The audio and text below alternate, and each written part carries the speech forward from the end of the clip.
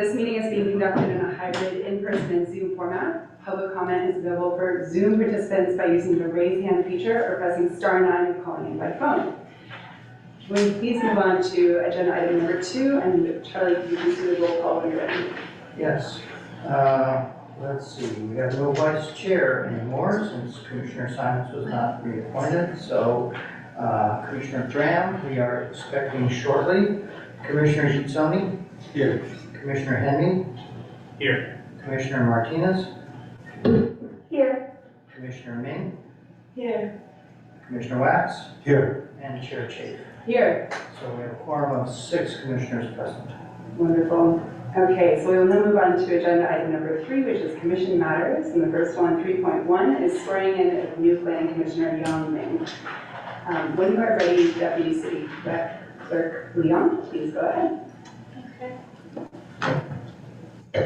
I'll also be doing YouTube, Zoe, if you don't mind. Go ahead, raise your right hand and repeat after me. I state your name.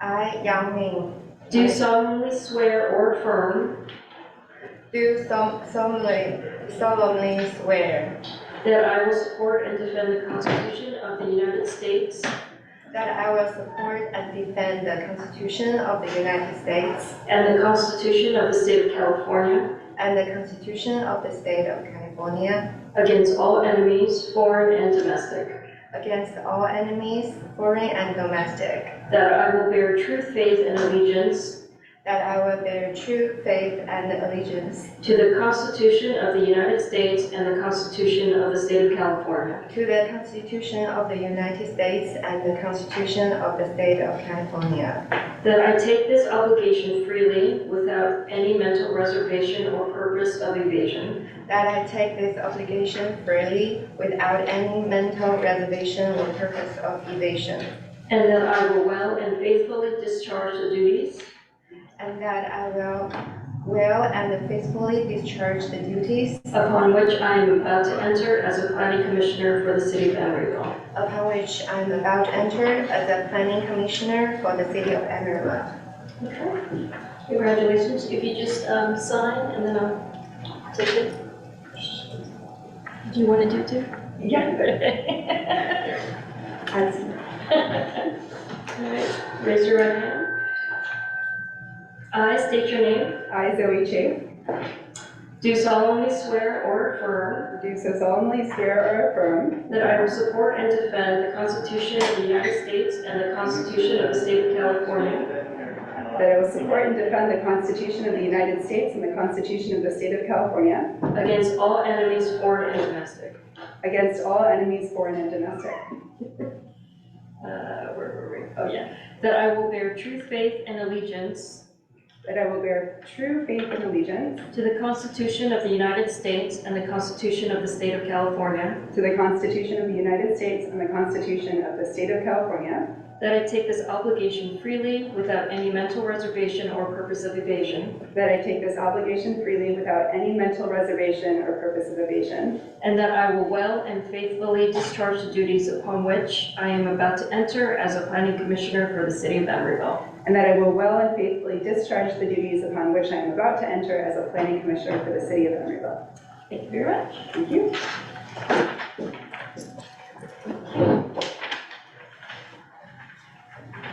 Welcome, Commissioner Yang. And welcome, Commissioner Graham. All right, we will move on to item 3.2, which is election of officers. So this item is perhaps a little bit more confusing and exciting than normal because usually we have a vice chair, but we don't have a vice chair because Commissioner Simons decided not to seek reappointment. And so we also have a few new commissioners who have joined us recently. And that kind of leaves everything open.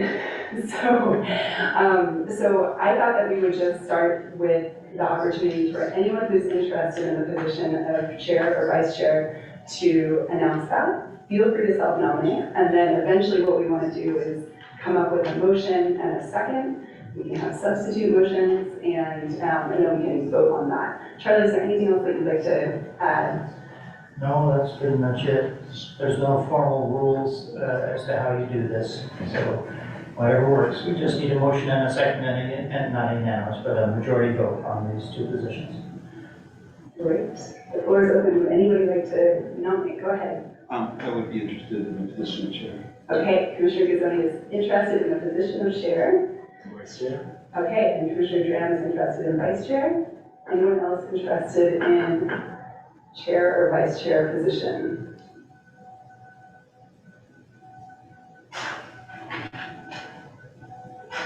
Would anyone like to make a motion?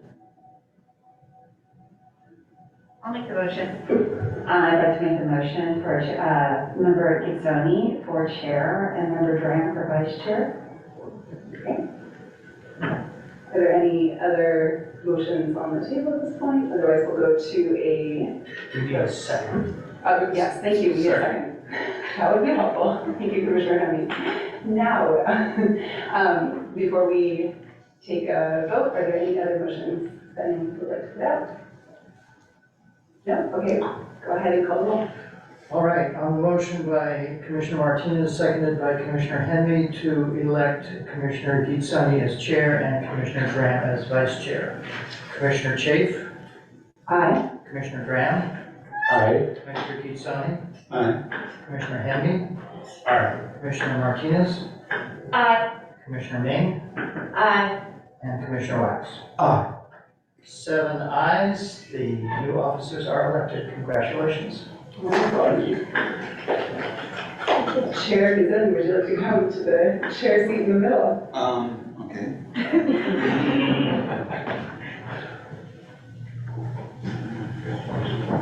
So I'm going to try to do a cheat. She needs to read it.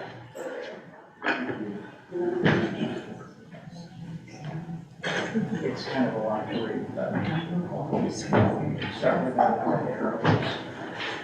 If you have any questions, just ask her.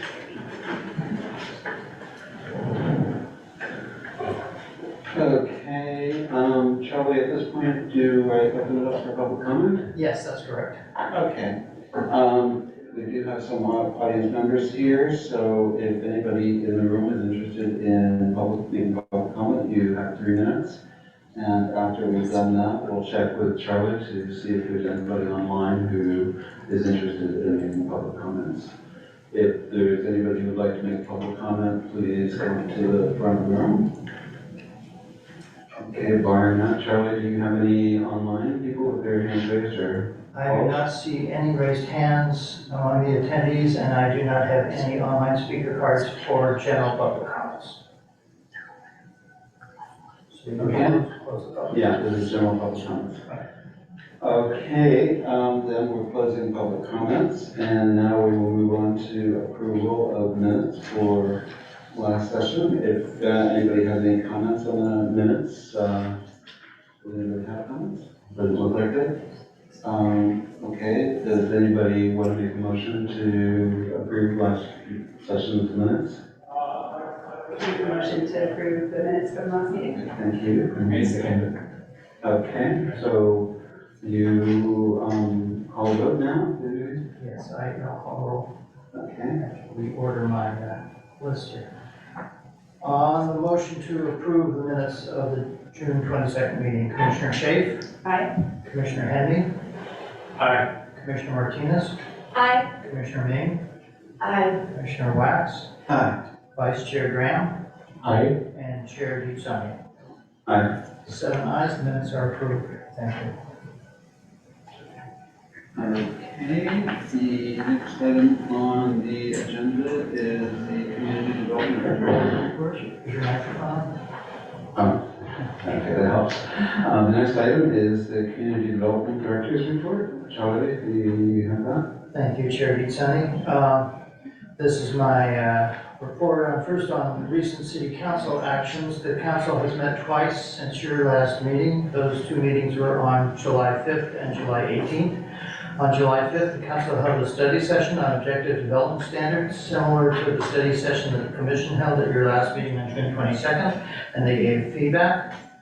The city council, sitting as the management of Emeryville Services Authority Board, officially modified the chief building official position to add fire code official to the job title and duties.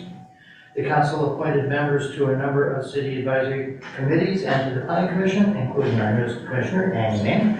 And they also, of course, reappointed Commissioner Chafe. The council approved the annual grant to the Emeryville Citizens Assistance Program, known as ECAP, to support food and clothing distribution to persons experiencing homelessness and those near homelessness for fiscal year 23-24. The council adopted the 2023 Housing Affordability Table, which sets the maximum rents and sale prices for below market rate units.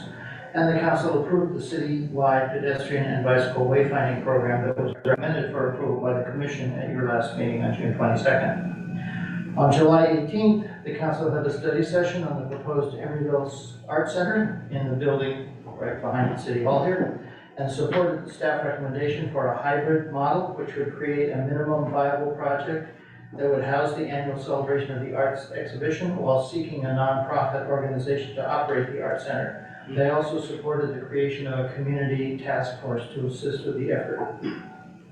As the commission may recall, I recently informed you that I had administratively approved a modification to the conditions of approval of the Biomed Emeryville Center of Innovation to allow them to provide a monetary contribution toward the improvement of our Emergency Operations Center instead of providing a new EOC in the project. At the July 18th meeting, the council approved a resolution officially appropriating the DRE contribution to the city's EOC project in the capital improvement program. And the council approved a contract with Operation Dignity to provide homeless support services for the next 3 fiscal years. The council also approved the 2024 Property and Business Improvement District, or PBID, annual assessment levy, and approved the preliminary budget submitted by the Emeryville Transportation Management Association, or ETMA, for service year 2024. As you may know, the PBID is what funds the operation of the Emeryville route. And the council approved a series of resolutions authorizing staff to undertake additional design work for the 40th Street multimodal project related to the partial closure of the unsignalized side streets along the corridor. And in other news, as some of you may have heard, I will be retiring from the city on September 1st. And I want to say it has been my great honor and privilege to have served the people of Emeryville as their planning director and the planning commission as your secretary for the last 23 years. I will miss you all. And that concludes my report. I'd be happy to respond to any questions. Okay, does anybody have any questions? Commissioner Jay? I'm going to phrase this as a question with a comment prefacing it. Charlie, thank you for all of your service and guidance. How are you going to celebrate your retirement? Oh, I understand my staff is taking me out for a party on August 31st. But they won't give me any details. I think they're going to blindfold me. You will be missed for sure. Thank you. Thank you very much for the report. You're here for the next one as well? I will be here for the August 24th meeting, and my last day will be August 31st. Commissioner Henry? Yes, you will be sorely missed, Charlie. And my question, I guess, is can you describe the process for replacement? Oh, that's an appointment made by the city manager. So the city council hires the city manager then hires all the rest of the city staff, except for the city attorney, who's also hired by the city manager. And it's up to for department head positions, it's, the city manager has a lot of discretion. So he can do whatever process he wants to do to pick my replacement. Okay. Okay, so now we move on to ex parte communications and conflicts of interest. So does anybody have any of either of those to announce? Okay, starting with Commissioner. I think I need to recuse myself for the item 9.1, the Bay Center Life Science Project, because where I live is within 1,000 feet of the project.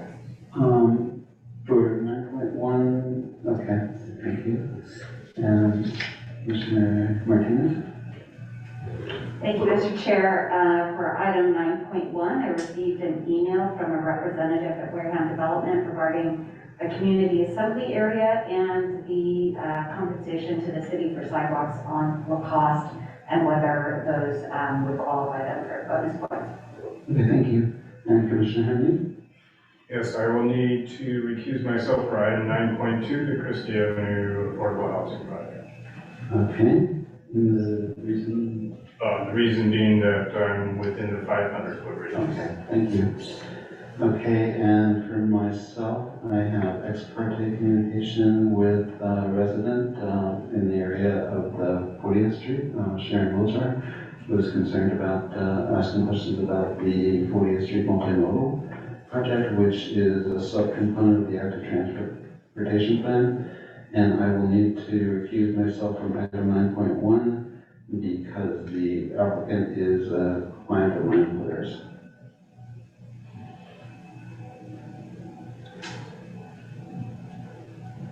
Any further communications or refuses? That's not right.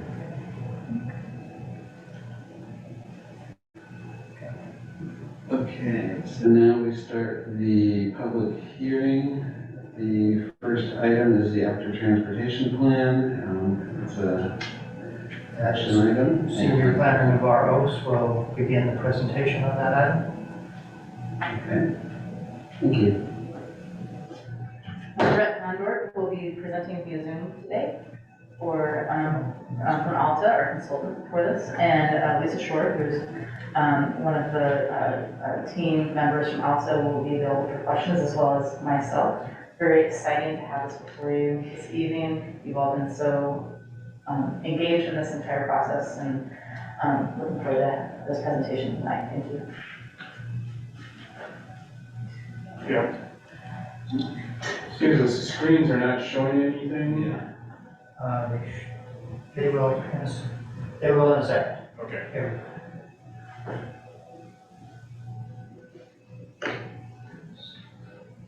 Brad, you want to unmute? Yeah, good evening, commissioners. Sorry, do I need to share my presentation then, or is it loaded on your screen You're not already? seeing anything on our screens? You're not seeing what On you're our screens. I know, but you're not seeing what is shown up there? No, it's just Sure. blank. Chair Guzoni, I think the screens were not turned on. I just turned this one on and it's working fine. So I got the power button. There we go. Well, that was an easy solution. Thank you, Commissioner Jay. Brett, you will need to share your screen and Gotcha. make your presentation.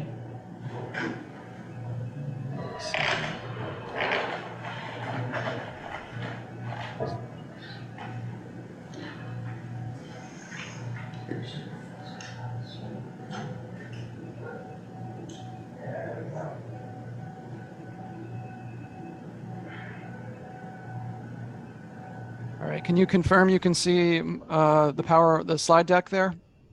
Yes, can you make it full screen? I'm trying to.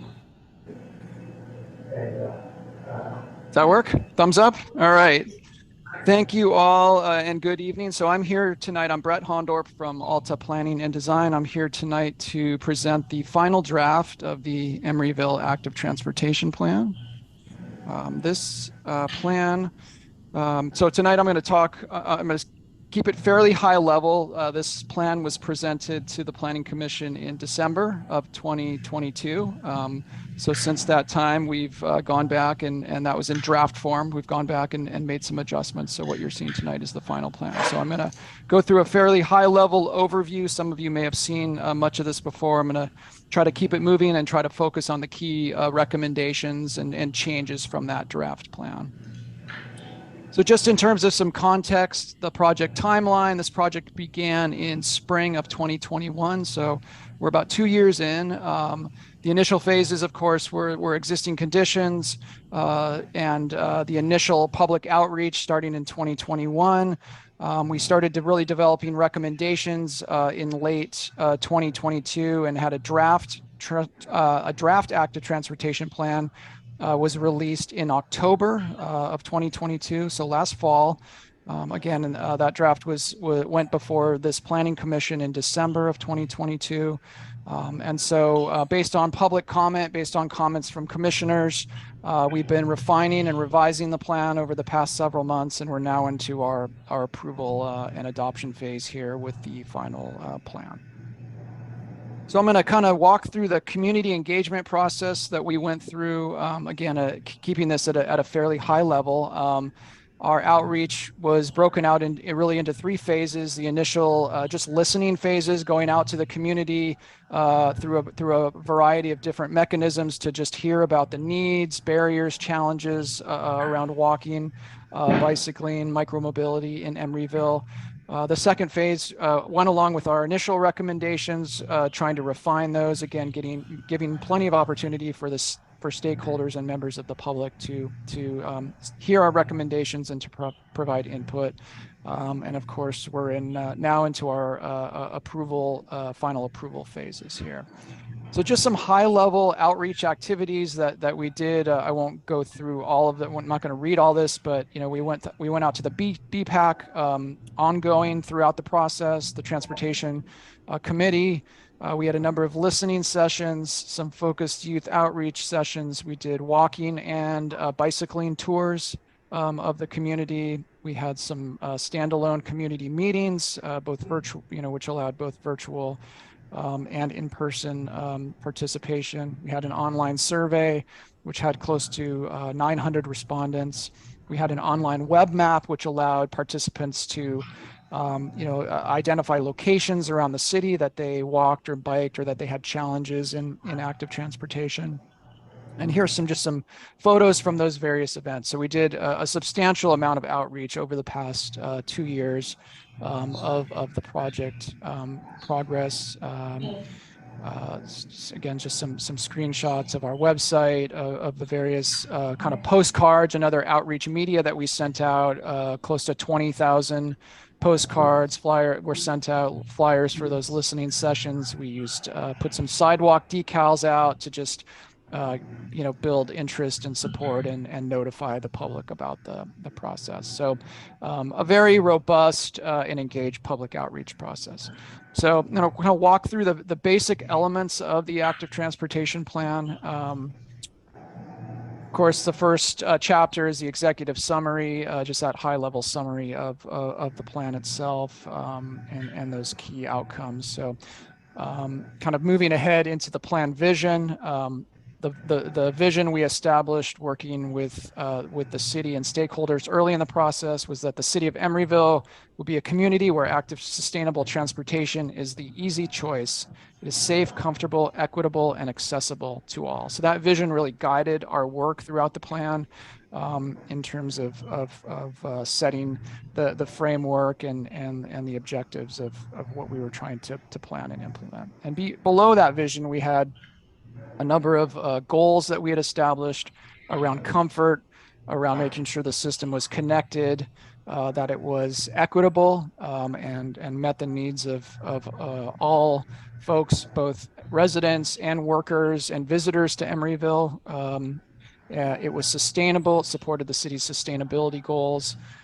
It was joyful. I think that's kind of a unique goal. We don't always see that in active transportation plans, but I think it was something unique to Emeryville and aligned well with the city's history of supporting the arts, is making sure that the facilities that were being developed had an element of joy to that. And then the final one, of course, is that we want to make sure that whatever we plan in this document is an implementable project, that you're actually going to be able to get these projects built and implemented. Chapter 3 really was sort of setting the stage for existing conditions of walking and bicycling in Emeryville. So a variety of kind of analytic methods were used to look at the current demographics, major employment destinations around employment and shopping, transit connections, some of those equity indicators. Of course, the existing bicycle and pedestrian network was mapped. We looked at crashes. Obviously, that's an important piece of data that we want to look at is where collisions are happening, and if there's any patterns we can identify. And then level of stress really helps us understand how the roadways are currently working for people bicycling, particularly with respect to vehicle traffic. So lots of analysis was done. And again, this was focused not just on residents, people living in Emeryville, but we also were looking at people who were coming into Emeryville, commuting in for work, commuting in to shop, commuting in to use the recreational facilities like the Bay Trail. And so I think that's an important differentiator. Sometimes we're just looking at data for the folks living in a community, but we understand that Emeryville doesn't, not only serves residents, but serves a lot of folks for employment and other uses, and want to make sure we captured that in our analysis, in our recommendations, and our findings. So some of the key takeaways from that. Maybe not surprising, but the arterial roadways, the major busy roadways are stressful for folks who are walking or biking. Those include Forsyth Street, Powell Street, San Pablo Avenue. That there are opportunities to improve those routes for pedestrians if there are some some of those barriers are removed, and that the city's existing bikeway network, while it's fairly well developed, is not quite yet comfortable for folks of all ages and abilities. So while you do have a network there, it's not quite serving everybody in terms of that full comfort for people from the sort of what we would call the 8 to 80, the young to the older folks out there on the streets who want to bicycle. Chapter 4 goes into policies, programs, and those project recommendations. So again, how do we develop the recommended network? We took that data that I just walked through, those in the needs assessment. We took that input that we heard early in the process around safety, around equity, around how do we improve comfort, how do we make sure that we stay connected, all that public input. Input we heard along the way from the BPAC. And we rolled that into our a number of policy recommendations first off. So again, starting at that high level, what do we want to make sure that we're covering from a policy side before we even get to specific projects? So first and foremost, a commitment to implement this plan, that these projects, that the recommendations that come out of this will be implemented, that the city is going to be able to seek funding to build these projects. And then, following on to that you not just build the projects, but that they are well maintained, that there's a process and a policy around maintenance and around that standard of care that you need to make sure that those roadways and those facilities on the streets are kept maintained and free of barriers for people walking and bicycling. There was a policy around safe routes to school and providing that important school access within the community for that important school-aged demographic. We included a policy about prohibiting right turn on red. That was something that we heard from this commission and from others, was to look at that as an evaluation for improving safety at intersections. And so we did include that as an additional policy that came out of some of our draft plan feedback. A policy to continue to evaluate the plan as it gets implemented so that it can be refined, so that the city can understand how folks are using the network and how the projects as they're being implemented are being used and are hopefully improving safety, connectivity, and accessibility and mobility. There's a policy around leading pedestrian intervals, so providing some pedestrian prioritization at intersection crossings, at signalized pedestrian crossings. And then also a policy to evaluate potentially lowering speed limits within the city. So a number of very high-level policies that look to some future consideration or study by the city, but address some important safety issues around intersection and pedestrian safety that the city that this plan recommends the city take on as a policy. Going into programs, these are the kind of non-infrastructure improvements that the city is in many cases already doing and continuing those education encouragement types of programs. So continuing to participate in programs like the Alameda County Safe Routes to School program and the various education and encouragement programs that are part of that include a Drive Your Bike program for middle school students and various kind of contests, walk and roll to school days, things like that. evaluation, continuing to again check on the way this plan has been implemented and making sure that numbers is it resulting in increased numbers of users bicycling or walking? Is it resulting in a decrease in collisions? And how are people using the system? That ongoing evaluation, and then a wayfinding program as well, just a way to provide guidance to community members as they're out there using the network on key destinations that they might want to be visiting. So the project recommendations, kind of shifting to the more infrastructure focused recommendations, we're looking first and foremost at an all ages and ability network. So again, kind of back to what we heard during that existing analysis portion, was that the existing bicycle network wasn't quite serving the needs of all of the community members in terms of that comfort. So wanting to make sure that the network was serving that purpose, making sure that it connected to key destinations, safe routes to parks and trails, safe routes to shopping, safe routes to transit, and safe routes to school. So that was really linking to all the key types of destinations you have within Emeryville. In terms of a multimodal active transportation network, the comfort and connection of the pedestrian network, and then a final project type. And these are sort of the way we've organized the project types. The final one was intersection upgrades at the major arterial intersections, so the major street intersections. Project recommendations, we also included a pedestrian toolbox with a number of recommendations around sidewalk, new sidewalk segments where there are currently gaps, improvements to or upgrades to existing sidewalks where there may be some maintenance issues or just other sorts of issues with the sidewalk there. And then improved or new shared use paths that would serve both bicyclists and pedestrians. We have a number of spot improvements that we included in our toolbox in terms of ways to upgrade crossings, looking at intersection upgrades, signage improvements, and then the bikeways toolbox covers the design, kind of design parameters around shared use paths, separated on-street bikeways, and then other types of bikeways. So these are all, again, sort of design toolkit elements of the project recommendations. So I'm going to walk through a handful of maps here that cover the various elements of our proposed active transportation network, starting with our proposed walking network. So we have some, as you can see on the map, new sidewalk and pedestrian path areas shown in blue, improved existing sidewalk areas shown in that sort of salmon-y color, shared use paths are in the green dash, and then we have some study areas, and then existing facilities are shown in the solid line. So you can see here we have kind of a citywide connected network of walking facilities that again connect across the city, serve all the areas of the city, fill in gaps in your existing sidewalk network, and make improvements where there's been some maintenance needs identified.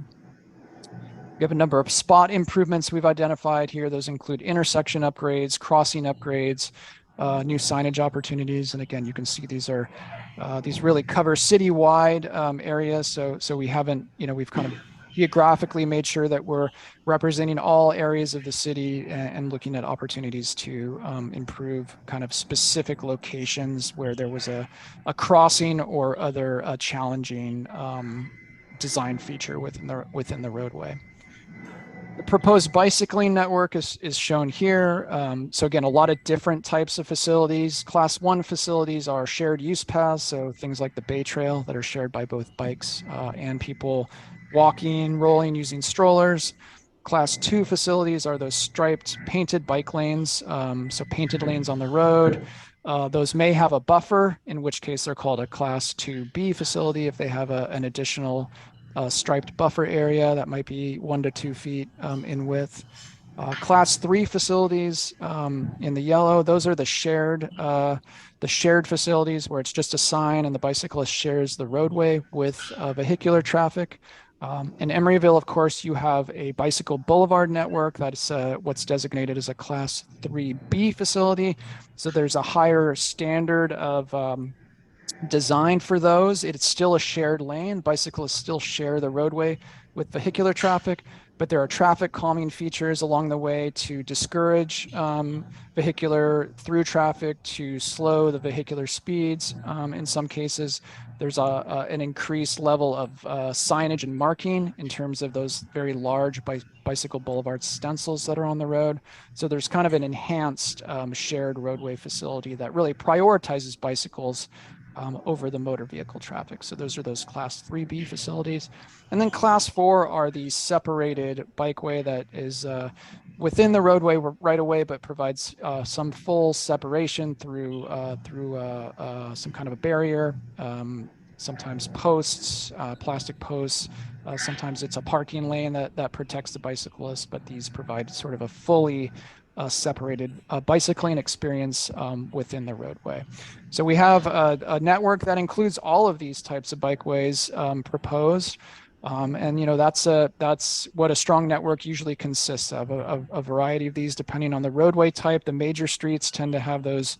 And I guess the one other facility type I should mention are the study corridors. So on some of those major roadways where there's some additional traffic or study that's necessary in order to identify a preferred facility type, we've identified those as study corridors. But we acknowledge that there is some future work, some future analysis, and some future outreach that will need to be done as part of those particular corridors. But we've got the full network here. And again, it builds on what you already have with your bicycle boulevard network. It makes additional recommendations for studies or upgrades on a number of those major streets, and provides connectivity throughout the city with the intent of getting to that increased level of comfort for folks walking and rolling. And you can see here the kind of total mileage of the system existing versus the proposed mileage that's in the current draft plan.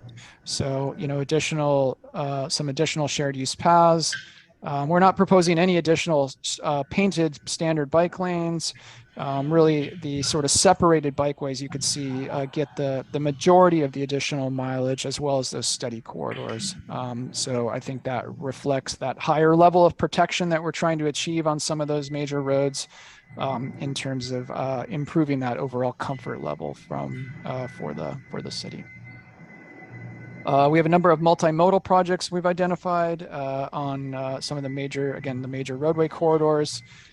Back to the earlier comments we heard and saw in our evaluation that those corridors for both people walking and biking were barriers, were challenging facilities to be on. So we've identified these as multimodal, major multimodal projects: San Pablo, 49th Street, 40th Street, the Emeryville Loop project within that central core, and then a gap closure project on the Bay Trail. So these are sort of more major study projects that again will require further study, kind of span across modes beyond just the active transportation piece. There's a recognition that these need to look at transit operations. They need to look at freight. They need to look at vehicular operations, parking. All of those things really kind of get woven into a number of these projects that kind of really make them a separate category of a multimodal project to look at for future implementation. And so here's a little more detail, I think, on each of those corridors: San Pablo Avenue throughout the city, and so you can see what's being proposed within each of these kind of major street study projects, as well as the Bay Trail gap closure, Emeryville Loop here. And a number of additional multimodal studies that have been recommended: Christie Avenue, Hollis Street Transit Corridor, the Powell Street study, Stanford Avenue, a widening study for the Bay Trail, Park Avenue multimodal corridor, and Mandela Parkway extensions, and East Bay Bridge Shopping Center separated bikeways. So a number of, again, studies that are proposed for a number of future projects that are kind of cross modes and require additional future study, outreach, analysis. Moving into Chapter 5, Implementation and Funding chapter, this graphic outlines that project delivery process from the budgeting to the sort of design, through the design and construction process. This is, I think important as we're going through the public participation to provide that context of how these projects will get built, how they go from this plan document to actually being constructed. This plan provides some high level conceptual planning alignments, recommendations for a number of these, but for most of these projects, additional planning and engineering and certainly design work is going to be necessary before they go to construction. And so as the city does that, they will be looking at the CIP program, various conditions of approval for development, and then external grant sources as some of the funding opportunities for getting these projects built. The plan includes a number of appendices that include a complete streets policy, all the documentation and details around the community engagement plan. So, results from our survey, various working groups, workshops, listening sessions are all contained within that appendix. And then detailed tables. I kind of went very quickly through those maps. There's a lot of detail on those maps. Within each of those maps is a detailed connecting to each of those maps is a detailed list of project recommendations with mileages and all the project types. So all that information is contained in the document appendix. So I wanted to touch on, just kind of in closing, some of the major changes from the draft plan. So again, we brought the draft plan to this group in December of last year.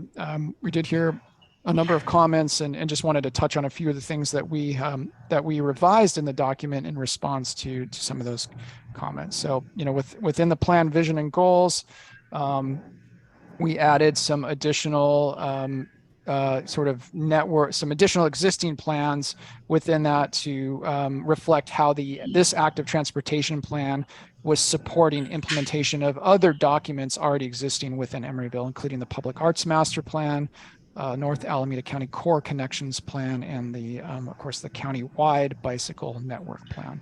So making sure that the work that we're doing as part of this ATP is linking to planning that's already underway or in place within the city.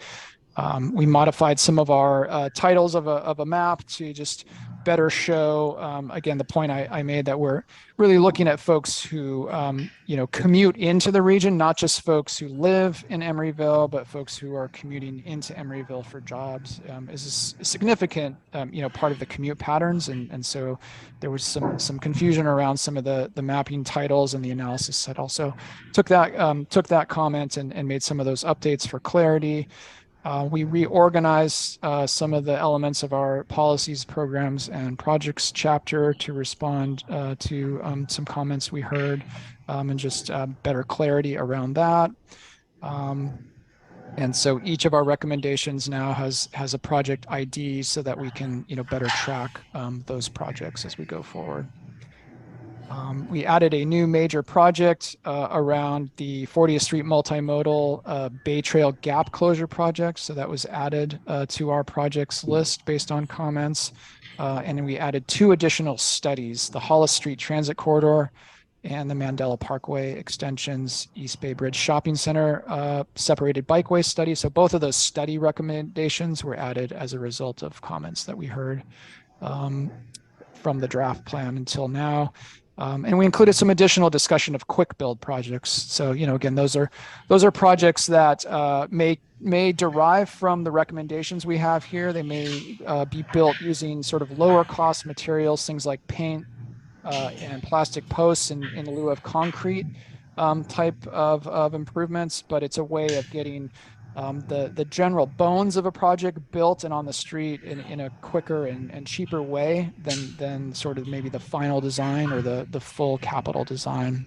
So we discussed that as one of the implementation strategies.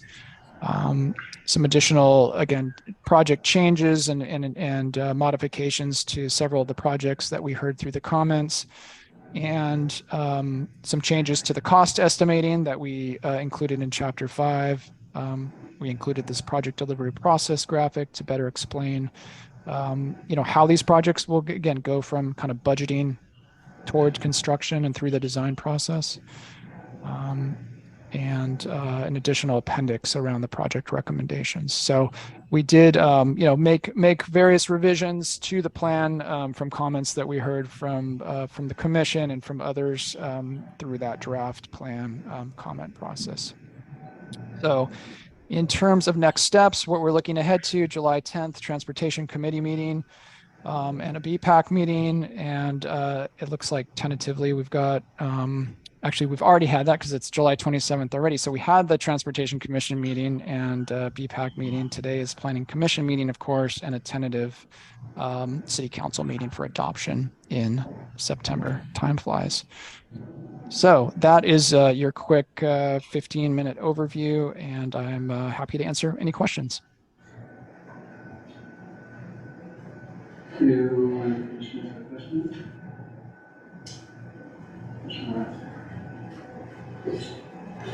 Just this information is like super conveniently available. When did this first come before the BPAC? Does anyone know? No, I already have that information. The pop quiz. I don't remember off the top of my head.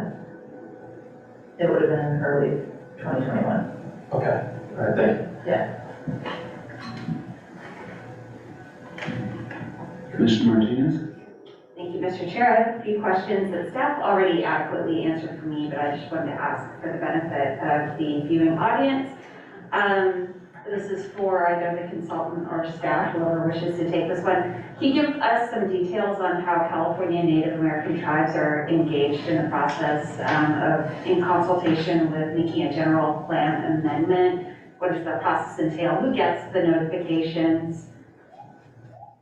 Specifically for Emeryville, of course. Sure, thank you, Commissioner. I have to retrain myself. So there's, anytime there is a general plan amendment, there is a required 90-day notification period that tribes have the opportunity to respond to if they have any questions or concerns about any amendments. So that means that we sent a letter. We send them to 7 tribes and basically wait for response. And they may not respond at all in that time. And if they do respond, we need to be in dialogue with them to address any concerns. Great, thank you. My next question is concerning the bike path on the west side of Emeryville Community Center with ECCL. I recall in my early days on council that we asked for that bike path to remain in the phase 2 plans for any construction on that project. And I just wanted to confirm that that's a holdover from that direction. Confirmed. Okay, thank you. And then the last thing is, I see that we're dispensing with the precise metrics and volumes for bike boulevards as they were prescribed or previously in our planning documents. Can you talk about when we gather those, when we plan to gather those metrics going forward? Sure. At what points? Sure. So what was in the plan was a recommendation, and so it hasn't actually played out into this every other year sort of thing, and it's not practically what's happened. So moving forward, what it has in the plans, on page 59 actually, it talks about when counts are most likely to happen. And that will be when the city needs to do assessments of the plan. That could be for planning or something like that. And also for new development projects before after them to assess the development project and what infrastructure is needed. And we're also, it has kind of this generalized statement about the city establishing a centralized database to track implementation status. Tracking implementation of our plans is making that as transparent and useful as possible for everyone involved, staff, public, elected, appointed people, is a big priority for staff. So we're looking at how to do that with the transportation, active transportation plan, with the housing element, and really coordinate those efforts. So that's not explicitly traffic counts necessarily, but we're looking at different data together to fill in any knowledge gaps we need. Great, and then just one last question, but sorry, I didn't send this because this is just based on what you just said. Okay. Is there any consideration for open data for any of that tracking? Will people in the public have access to any of this type of tracking? Or is... I mean, yeah, I guess I'm open to open data. I'm not really sure. It's a very broad topic, right? But I think more about like how the plan is going, what the implementation looks like, right? That's kind of more what we're talking about. And like keeping that on the website and giving regular updates to committees, commissions, and stuff like that, so everybody's aware of how we're moving through things is more of what I was talking about. Okay. There, of course, are open sources of data that help inform progress that we can look into, but I don't have like a robust answer for that specific question right now. Thank you. Any other questions? Okay, thank you. Chair Guzoni, if I may, I'd just like to make one correction to something that Mr. Hondorp said, which he may not have this information. The city council consideration of adoption of this plan is actually not scheduled for September 5th. It's scheduled tentatively for October 17th. And the reason for that is to allow for this 90-day tribal consultation process to play itself out. Okay, thank you, John. And thank you, Rick, for your presentation. Do you have any information that you want to get from us? I think your presentation was pretty much all you were doing this evening, but if you have questions, let us know.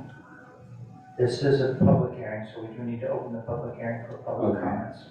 Okay, so now is the time for public comments. If there are any people in the room who have public comments, please come to the front of the room. You have 3 minutes for comments. Are there any? Do you have any online, Charlie? I do not, double checking my email. I do not have any online speaker cards for this item. I do have online speaker cards for some of the future items, but not for this item. And I also do not see any hands raised among the attendees. Okay, so that closes the public comment section of this. And now we'll bring the item back to the commission for deliberation. And anybody who has comments or concerns or anything to say about this? Adrian? Yeah, thank you. I think this program that you put together is a very nice one and cohesive. It's very hard to build some program like this, and you did very well and nailed it. The only point I want to focus on joyfulness that you mentioned. If you can like elaborate more or bring it more up to date, that would be perfect. Other than that, it is perfect. Thank you so much. Commissioner Ware? Yeah, I just want to make a couple of comments on the process that I think are mostly for the benefit of the public. But in part, I want to make sure to thank Alta for a really engaging process that as a member of the BPAC during this, I got to see them a lot. And that's actually the part that I want to highlight, which is that you can see that there were 10 meetings with the BPAC here. The BPAC was involved in this process from before this document was a word cloud. It's now like 100 and it's close to 200 pages. It's a really huge document. If you're a member of the public who cares about the way these things are steered, showing up at these advisory committees or submitting public comment when you can't be there is a really great way to be there early in the process. Alta did a ton of public outreach that is documented and presented on that goes well beyond the BPAC, but the BPAC had a lot of opportunity, and therefore, because those are public meetings, the public had a lot of opportunity to be here early in this process. That's all I wanted to point out. And again, thank you staff, thank you Alta, thank you to everyone, the current and former members of the BPAC who worked on this. I'm really proud of the work that they did. I think this is a really excellent and thorough plan. Thank you. Ms. Martinez? So I just wanted to thank staff, thank the consultants, thank all the members of our community who came together and gave comment and really created something fantastic. I was impressed by the numbers, the 19,000 postcards that went out, the 1,300 people who were engaged in this process. I think this is a really well vetted and exciting document. Having had the opportunity to travel internationally for the first time in a few years because of the pandemic, I was just really struck this summer by how much walking and taking transit is a part of people's daily lives in other places.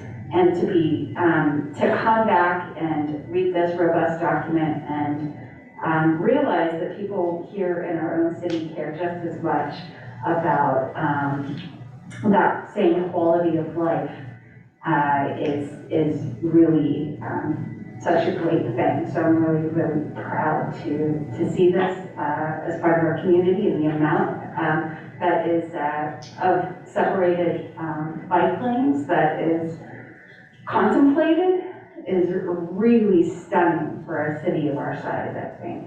So I'm excited to see this move forward.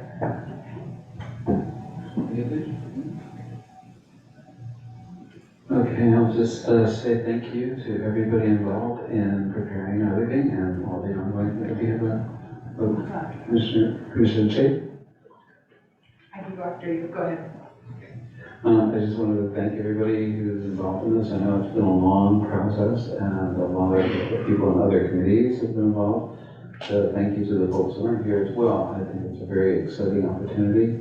I think there'll be growing pains and there'll be adjustments, but I think this is a move in the right direction. We wouldn't be making that move if we didn't start, and this is a start, so I think it's really excellent. Thank you. No, I just wanted to echo a lot of what's been said about the community outreach and encourage staff to maybe look at those numbers of the 19,000 postcards that went out and other forms of engagement and see what we can learn from that for future public engagement. What's most cost effective, what reaches the hardest to reach people. Someone recently shared with me this idea that often you get a few different groups of people showing up to give comment. You get people who are vehemently opposed to a project or an idea, people who are very much in favor of it and want to see change, people who are just generally interested in public process, and usually the people that you really want to hear from are none of those. You want the average person who's really hard to reach, and it sounds like through this process we did actually reach a lot of those people, and it would be great to continue doing that in future projects and preparation of plans. And then last comment on this, it just struck me as I was heading over today that there's a real importance in putting these plans together, and I'm really excited about the implementation stage, moving forward based on this plan. I took the new part of the bike path that goes behind the Emery under the Red Bridge and then went through the cut through for the first time, and it was so exciting, and it just was wonderful to see so many people out enjoying the late afternoon sun, and thinking about how many years of work went into that, and then envisioning what will come out of this plan and how that can future, in the future transform other parts of the city. So that's a very long way of saying thank you, and I have no other comments on it.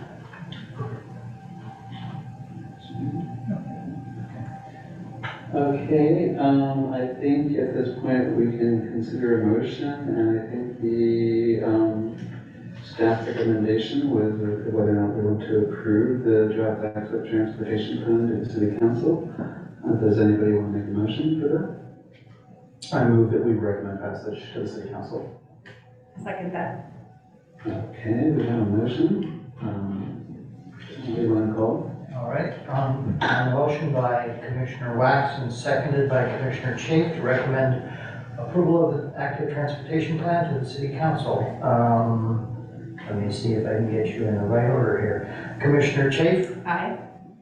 Commissioner Henry? Aye. Commissioner Martinez? Aye. Commissioner Ming? Aye. Commissioner Wax? Aye. Vice Chair Graham? Aye. And Chair Gitzon. Aye. 7 ayes.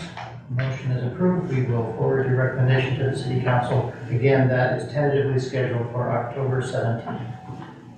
Thank you. Okay, now we move on to the study sessions. The next item is 9.1, Bay Center Life Science Project, which I need to recuse myself from. So, and I think since it's conflict of interest, I need to leave the room. Is that clear? Because it involves your employment, you Yeah. need to leave the room, and I will text you when the item is over so you can come Any back. place in particular in the building I to go and just go find a place? Go across the street to Rudy's if they're still open. Yeah, okay, I will do that, and I will hand this over to Vice Chair. Thank you. So Vice Chair, so I will recuse myself because of the residency location, so I think I should stay in the room. You need to state either your address or your APN of where you live. 6400 Christie Avenue.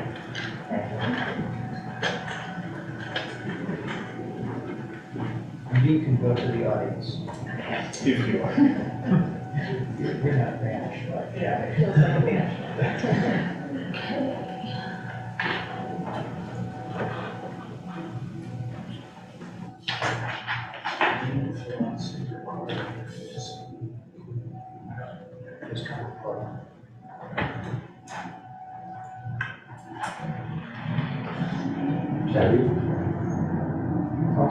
Yes, I'm sorry. Planning Manager Mira Desai will present this item. Good evening. I'm Yuri Desai, project manager on this project. This is the base center project that we are looking at it for the third study session. The last time the commission saw this was in December of last year. So just as a reminder, this is at the north end of our town, bounded by 65th, 64th, Christie Avenue, and Lacoste Street. These are the three parcels. The total is 7.6 acre site, and there's also a proposal from the current three parcels to be subdivided into 4 parcels to accommodate the new building. So this is how the subdivision would look like. There are 3 existing buildings on this site. These are the building square footage and heights. And what is going to be added to is a new 6-story, 96-foot tall R&D building, accommodating a little over 200,000 square feet of life science and a new 595 space parking garage. This has not changed from the last time we saw this. So this is the site plan. And the site plan has not changed in terms of the location of the 2 buildings, but there are a few changes that I'll be talking about. So from the December Planning Commission meeting, a few things in response to your comments were made. There used to be a surface parking lot that has been eliminated. The commission asked for what kind of sidewalk improvements are going to be made, so that has now been included, and I'll be going through that. There's certain site enhancement in terms of a detailed landscape plan with plant material and pellet, and other regulations regarding stormwater and the discards. And the new thing is also the mix of uses, and I'll be talking about that in a bit. So they are proposing to do improvements on the 3 sites of the project site frontage, 64th, 65th, and Christie Avenue. What you are seeing here is the 64th Street frontage, where they're going to relocate the existing curb by 6.5 feet towards the roadway, so that a 12.5-foot sidewalk corridor is created, where there's an 8.5 feet wide pedestrian way and 4 feet of landscaping extension. This will eliminate the parking, on-street parking along 64th Street. This is the 65th Street, and again, similar thing is going to happen. They're going to be extending the curb by 6.5 feet to create a 12.5-foot sidewalk, and it will also lead in elimination of parking along the street. Regarding Christie Avenue, the Christie Avenue right-of-way is narrower than the 64th and the 65th, and there is an existing 5-foot sidewalk with a 6-foot planting buffer. The curb extension here is not possible, but what they will be doing is redoing the existing sidewalk and landscaping such that a 8-foot sidewalk is created and a 4-foot landscape strip is installed. So essentially, they're going to be redoing the Christie Avenue sidewalk as well. Regarding Lacoste, the developer will be paying the city the cost of improving this frontage to create new sidewalk with landscaping and lights. The city staff has requested that that this developer pay instead of actually do the improvement, because it would be most appropriate to do the sidewalk improvement in conjunction with the construction of Lacoste Park. And I'll be talking about the Lacoste Park under the bonus point systems. In terms of the mix of uses, so there's been a lot of discussion in terms of what, because this is an over 1 acre site, a mix of uses are required by planning regulations. So if they are proposing R&D, they need to pick another use in a different use category, such as recreation or hotel, and there are a few others. And it had been challenging for the applicant, and he will talk more about the different options that they looked at. And what they have come up with at this point is proposing a 2,200 square foot space of community assembly, which is right here. And that is adjacent to a publicly open, accessible open space with seating and benches that would go with the community assembly place. This was discussed internally during the DCC meetings, and the staff of community services noted that if the developer would maintain this space, including providing janitorial as well as maintenance services, then the city community services department would be able to program the space and use the space for providing various, classes like yoga classes and other events that they program. They noted that there isn't such a space available right now which the city can use to provide programming. So this would be a useful space for the city to have, especially since it will not be the city will not be responsible for maintaining this space itself, and the city could program it in as it programs other event spaces. This is the vehicular circulation plan showing how the parking is going to be accessed. This again has not changed. It also shows how the service yards for all the 4 buildings will be accessed. This is the bicycle parking, bicycle circulation plan, showing locations of both short-term parking as well as long-term parking. So there's short-term parking at the entrances of the existing building as well as in the new building. And in front of the new building, you do not only have short-term parking, but also bike lockers that provide long-term parking.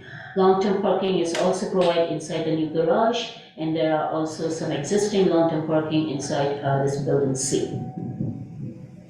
And this kind of shows the pedestrian circulation. This is the detailed landscape plan that they are showing, and the plans include various plant palette as well as the material palette. So this was, there's a lot of comments regarding the possibility of extending this public art facade of the garage, the west elevation of the garage, to increase the coverage of the public art, and they have responded by adding 400 square foot more around the corners, that turn around the corners. So this is what you saw last time, and this is what they are proposing now. So it's on along this site that they are going to be turning it around. The elevation of the R&D building has not changed since you last saw in December. These are the elevations. This is the corner of 64th and Christie. You will note there are no parking. So as a result of the curb extension, there will be no on-street parking.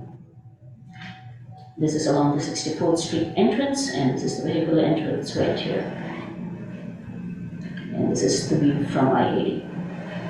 So in terms of conformity with the regulations, as I mentioned, this is in the MUN zone, and on a larger site, a mix of use is required.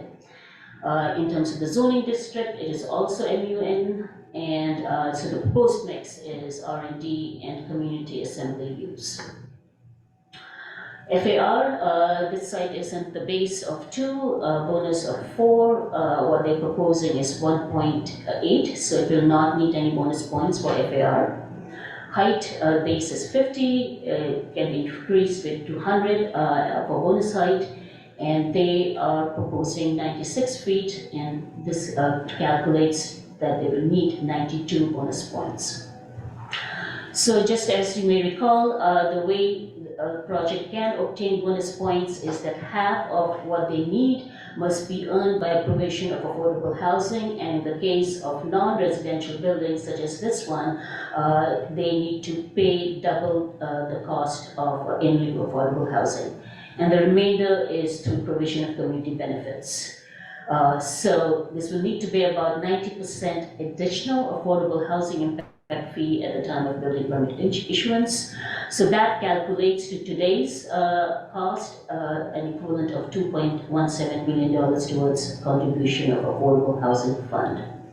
Of course, the actual fee will be whatever the affordable housing impact fee is at the time of building permit issuance. Regarding the community benefits, so there are different ways that a project can provide community benefits and obtain bonus points is providing additional public open space, or making the building zero net energy, making public improvements, utility undergrounding, a contribution to city's small business fund, and there's also an undefined flexible community benefit category. What they're proposing is they're proposing additional public open space. They're proposing public improvements in form of monetary contribution to the La Coste Park, which is in the CIP, and towards contributing to the city's small business fund. So, so in terms of the additional open space, just so as a reminder, every project there is a requirement for open space for the project, and in the case of non-residential development, given a certain size of, if a project is over 100,000 square feet, then the common open space requirement also includes what's called POGOs, which is publicly accessible open space. So that is one category. And then they can choose to provide additional publicly accessible open space for bonus points.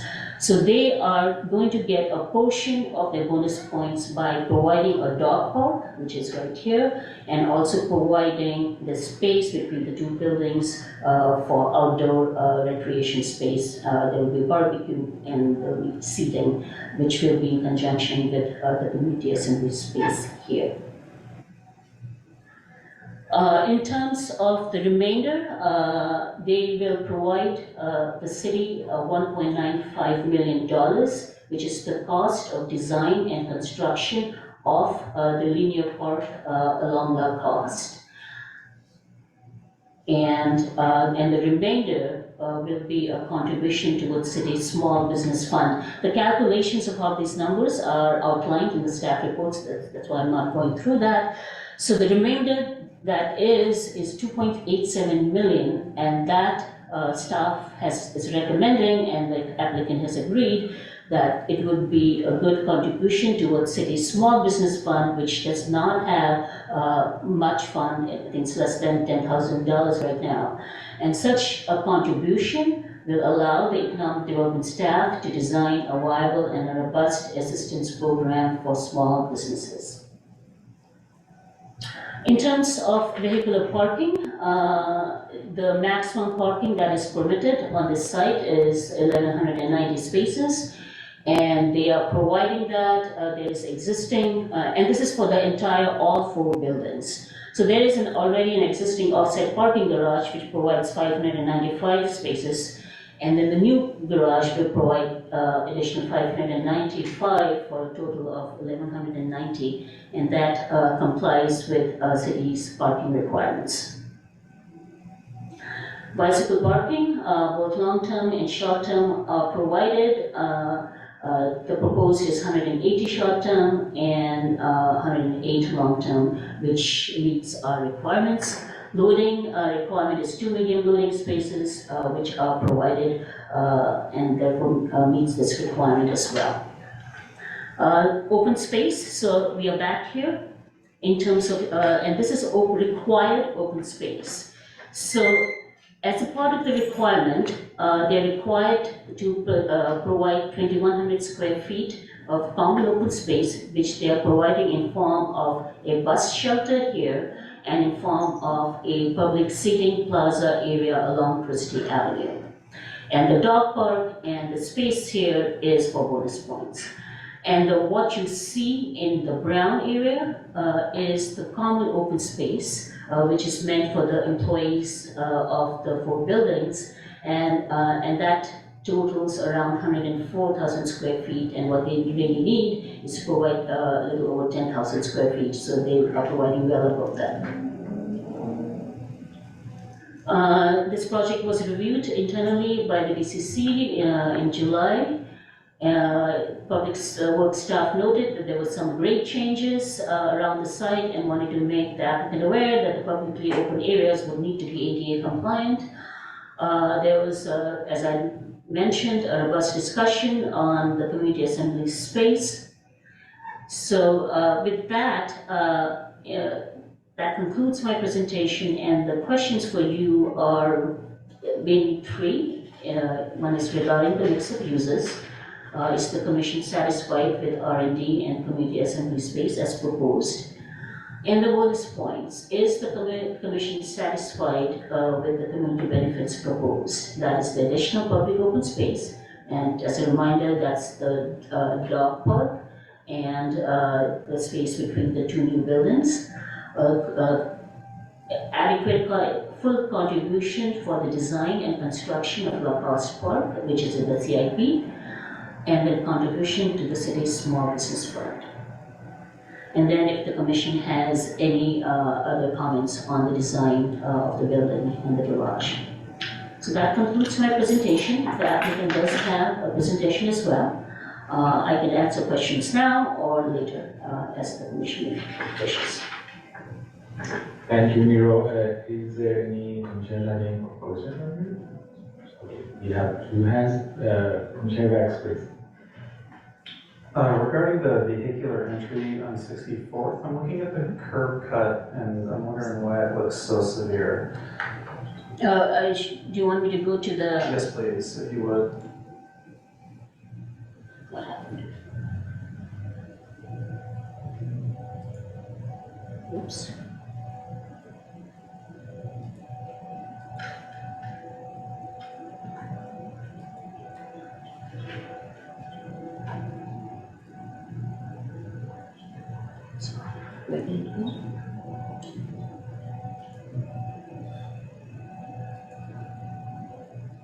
It's 5.5.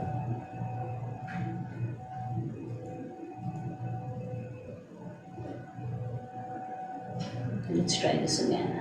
Sorry about this.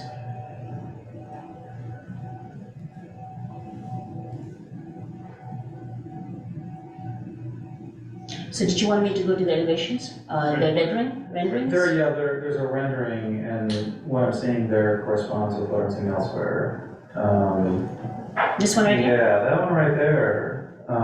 It looks like there's just a hard drop off between these 2 pieces of sidewalk across the curb cut. Is that just a rendering shortcut? I think it's the rendering more than anything else. So this, it is a little severe than it's going to be, and that is also another comment regarding the grade change. So this would not be so hard. Okay. Yeah. Okay, so a person could roll between those 2 curves and balance on it. Yes, yes. They would need to be ADA compliant. Thank you. Thank you. Commissioner Shea, please. Thank you. A few questions. For the community assembly space, is there any precedent for a developer to be responsible for maintenance, but have it be sort of booked by the city and being, sort of? Sherwin-Williams Art Gallery space. Okay. So that's a shared space. Well, it's sort of, it's a little bit more complicated there, but the precedent is there where they are providing as part of their bonus points. They're providing the space, which they will be maintaining, and also providing janitorial services. And then the city, in conjunction with the artists, and that's been worked out right now, they will be doing the programming. So to answer your question, yes, a developer has provided a space which they maintain and is programmed by somebody else, whether it's a city or a nonprofit. So that one's just in the beginning stages, we haven't really tested it yet. Correct. Okay, and Bridgeport Room, do you happen to know, I know that's in a private development, but is it kind of the same setup? So the Bridgeport was, but it was a much smaller space and it was not utilized. And as a result, we don't have that space anymore. And the reason it was not utilized, and we think that this maybe, is mainly because this space is larger than what was at the Bridgeport. And it is also in a different part of town because, the community services have spaces in BCCL and Senior Center to provide their programming. Whereas this space is far away from where the city provides their programming. And it was, like I mentioned at DCC, there was a robust conversation. Because if this space is managed by the developer, then I don't see that working because, there is really, unless they hire, it would require a lot of initiative. But if the city has that, doesn't have the costs of maintaining and only is a space that they can use as they feel, the community services staff actually said that they would want a space like this in this part of town. I think it's the location of the space that is attractive to city staff. Okay, that's helpful to know. Has there been any outreach to neighbors in this part of town about what type of amenities they would want, either specific to a gathering space like this or more broadly? The outreach is mainly through the notification of these 3 study sessions. There's an extensive notification and a lot of residents. But other than that, there was no other outreach, and we typically don't do that. Okay, great. I saw mention of a sport court on the premises of the property. Do you have any more details about that? That may be a leftover from a previous version. I don't believe they're proposing that now. Correct? Yeah, that was in an earlier version. Yeah, I don't believe they're proposing it now. In terms of the other mix of uses, was there any discussion about things like art studios or small workspaces? Did that ever come up? No, not that one, but what I think they have explored in particular on staff's recommendation is a daycare center, which we thought would be a very appropriate use. And I will let the applicant explain why that is not viable. Okay, great. Getting there, just a few more. One of the other benefit categories was zero net energy. Did that come up? That is always something that we ask, and there are no bites on it. In terms of the dog run, the site for the dog run, have discussions gotten to the point of thinking about how pedestrian access to the dog run would work? No, not yet. Okay, not yet. So nothing about crosswalks or?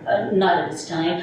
Just so that you know, a traffic study, a transportation study is being done, and we will have the benefit of that the next time you see this project. Okay, great. And then just in terms of, so that was actually my last question, was about vehicles expected to be coming into the property to access the parking garage per day. So what I'm seeing is it's like around 600 parking spaces, and there are 2 major points of access, one from the south and one from the north. Has there been any discussion of what the expected volume from each of those directions would be?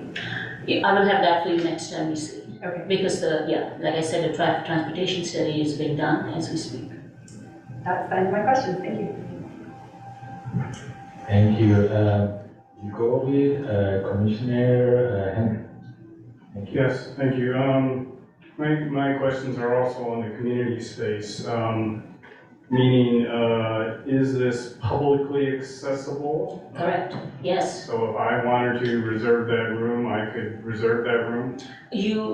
Yes, through the city. Yes, through the city? Yes, Okay. that is the idea. Okay.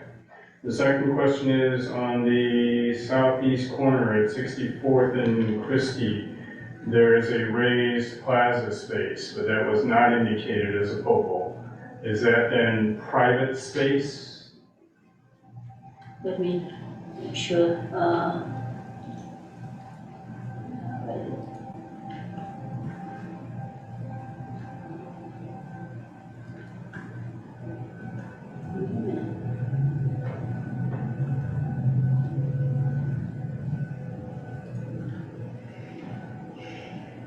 If you go to your Popo diagram, yeah, I know. Should be right here. Okay, here you go.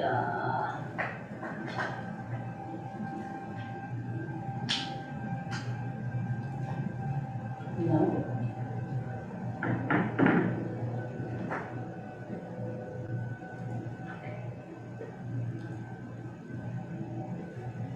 well, that's actually, this drawing will work. Okay, yeah. See the orange on the corner of 64th and Christie? That's shown as a Popo. This is a But the purple. space just west of that is a raised plaza that's showing seating, etc. So is that not public? Is that a private space?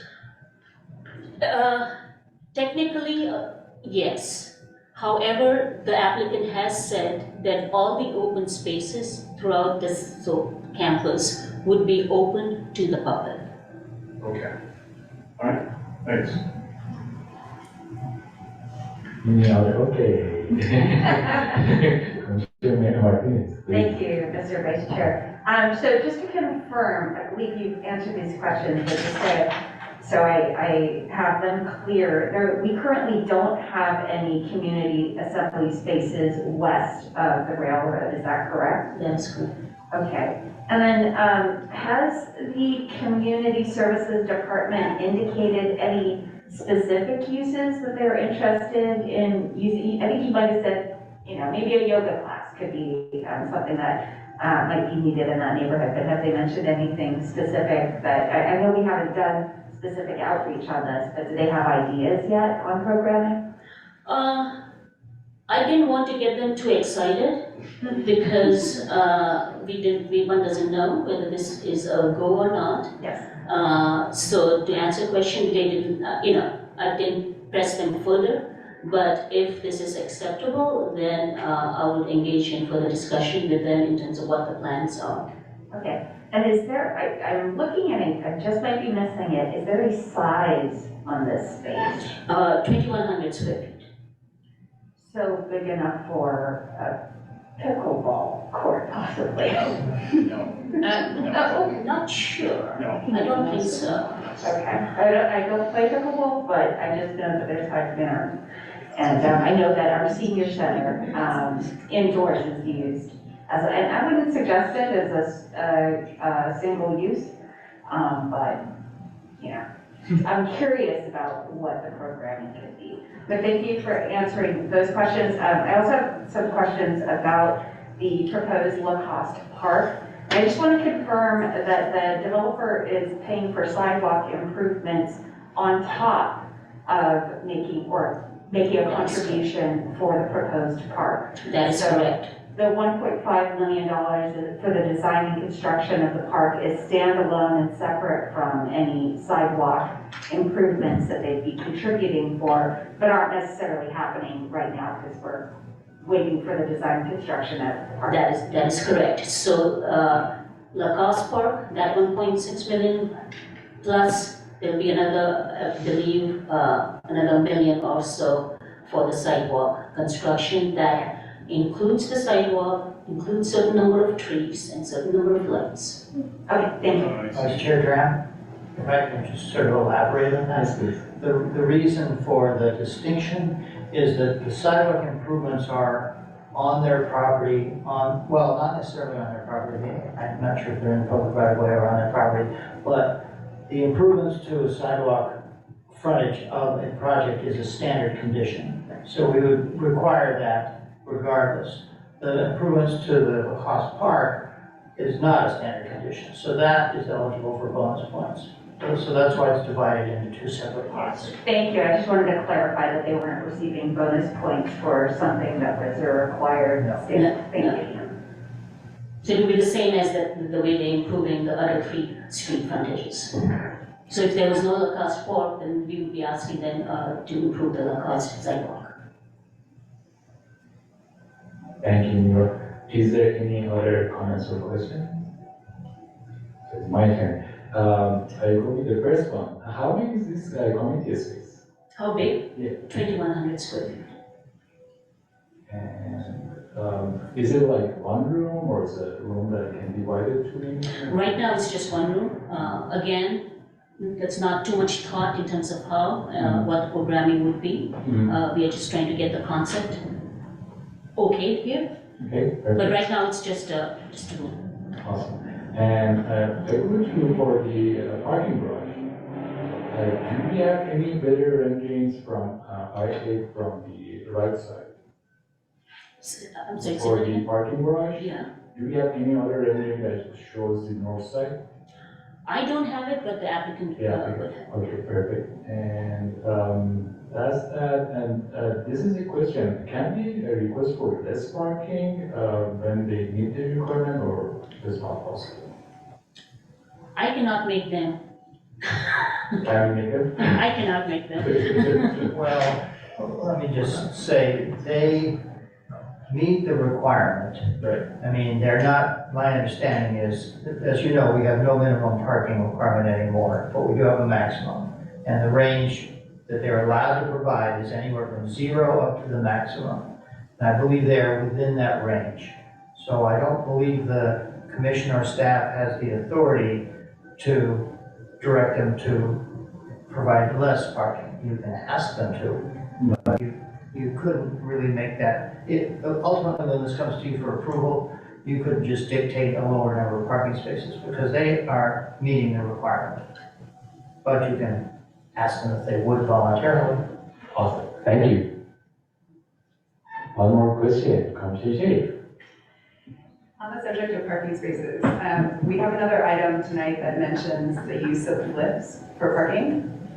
On that topic, is parking defined as a place to put a car rather than a physical parking stall that is on the ground, if that makes sense? Well, lifts are specifically mentioned in our code. Okay. They are allowed as parking spaces. So if you have a lift that has 3 levels, you could count it as 3 parking spaces. Great, thank you. Any other question? So we go for the next presentation, right? Okay, yeah, the applicant does have a presentation. Okay, Curtis.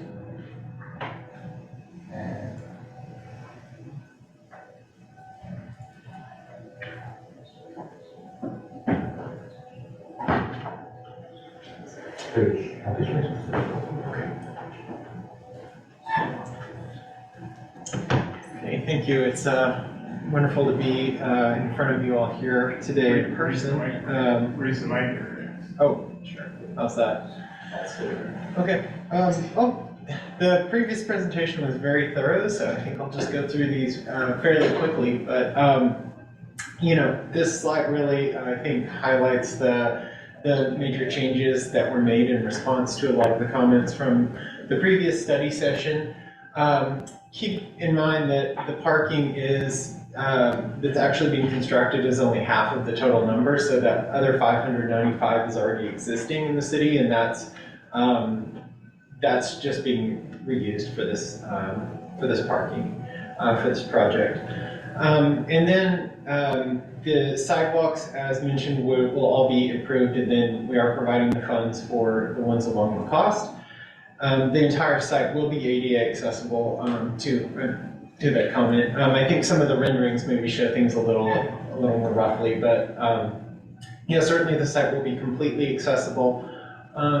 To the comment on, I think the open space. So the entire site, and what you're seeing here shown in the brown color, is essentially all of the open space on the site, and that is, there's no physical restrictions to any of the public moving through the site there. And then the 4 areas that are called out in the blue and then the purple color are the areas that that are specifically designated as POPAs. But otherwise there's no restriction on the public moving through the site.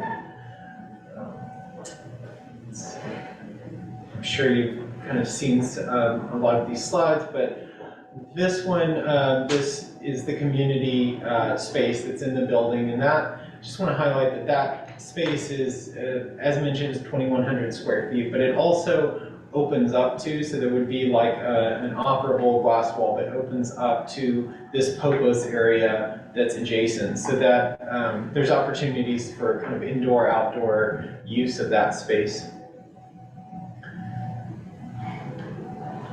And then to the garage screening, I don't think these elevations have changed. The garage has kind of screening elements all the way around. There you can see the north side of the garage.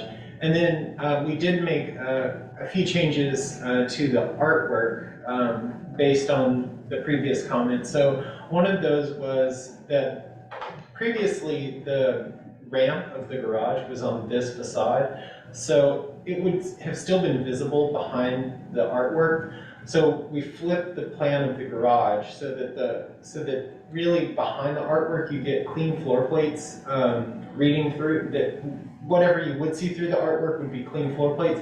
And I think more crucially at the base you would have a very clean kind of colonnade at the bottom. And then as part of that, we re-looked at some of the vertical circulation in the garage. And so on the end, that the elevator core is set back, and then an exposed stair runs in front of that to sort of accent the artwork. And then the artwork, as mentioned, was expanded by about 400 square feet.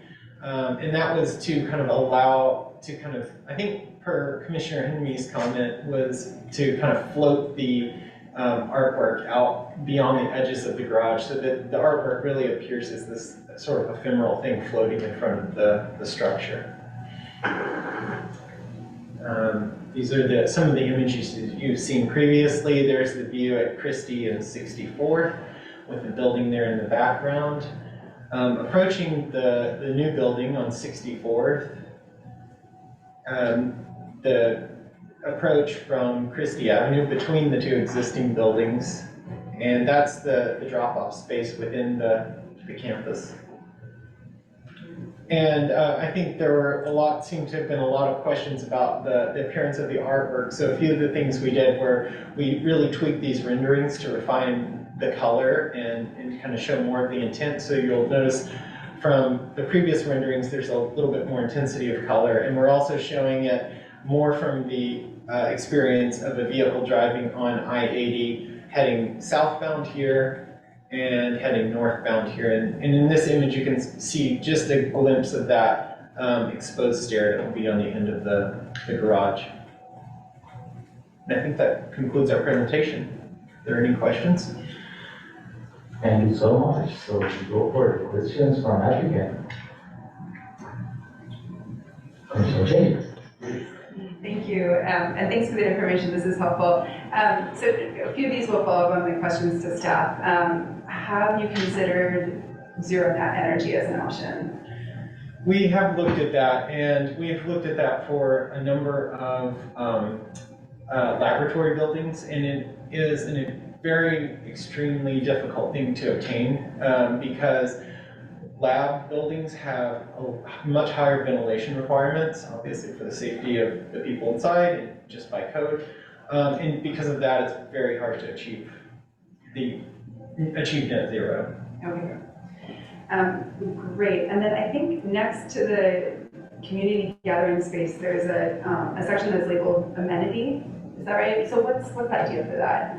That's still an undefined space. I mean, projects of this type often, I'm flipping back to it there, projects of this type often, it can be anything from like a small cafe to a fitness center for the tenants, or so it's usually tenant geared, or it could be, we've seen all sorts of crazy things, but the idea is that maybe at the very minimum, I suppose it would be something more like a lounge. And then on maybe the higher end, something like a cafe or grab and go. Okay, and more geared toward tenant use, but still open to the public. Okay, that was my question exactly. So I know that sometimes there are security issues that come up with buildings such as this.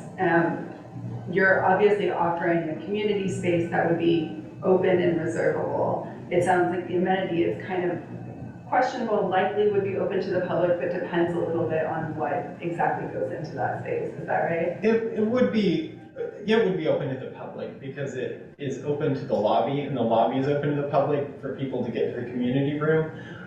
Security usually happens at the elevators, essentially, for people going up into the tenant spaces. Okay, one more question on that train of thought. Was there any discussion about providing a public space on the roof of this building?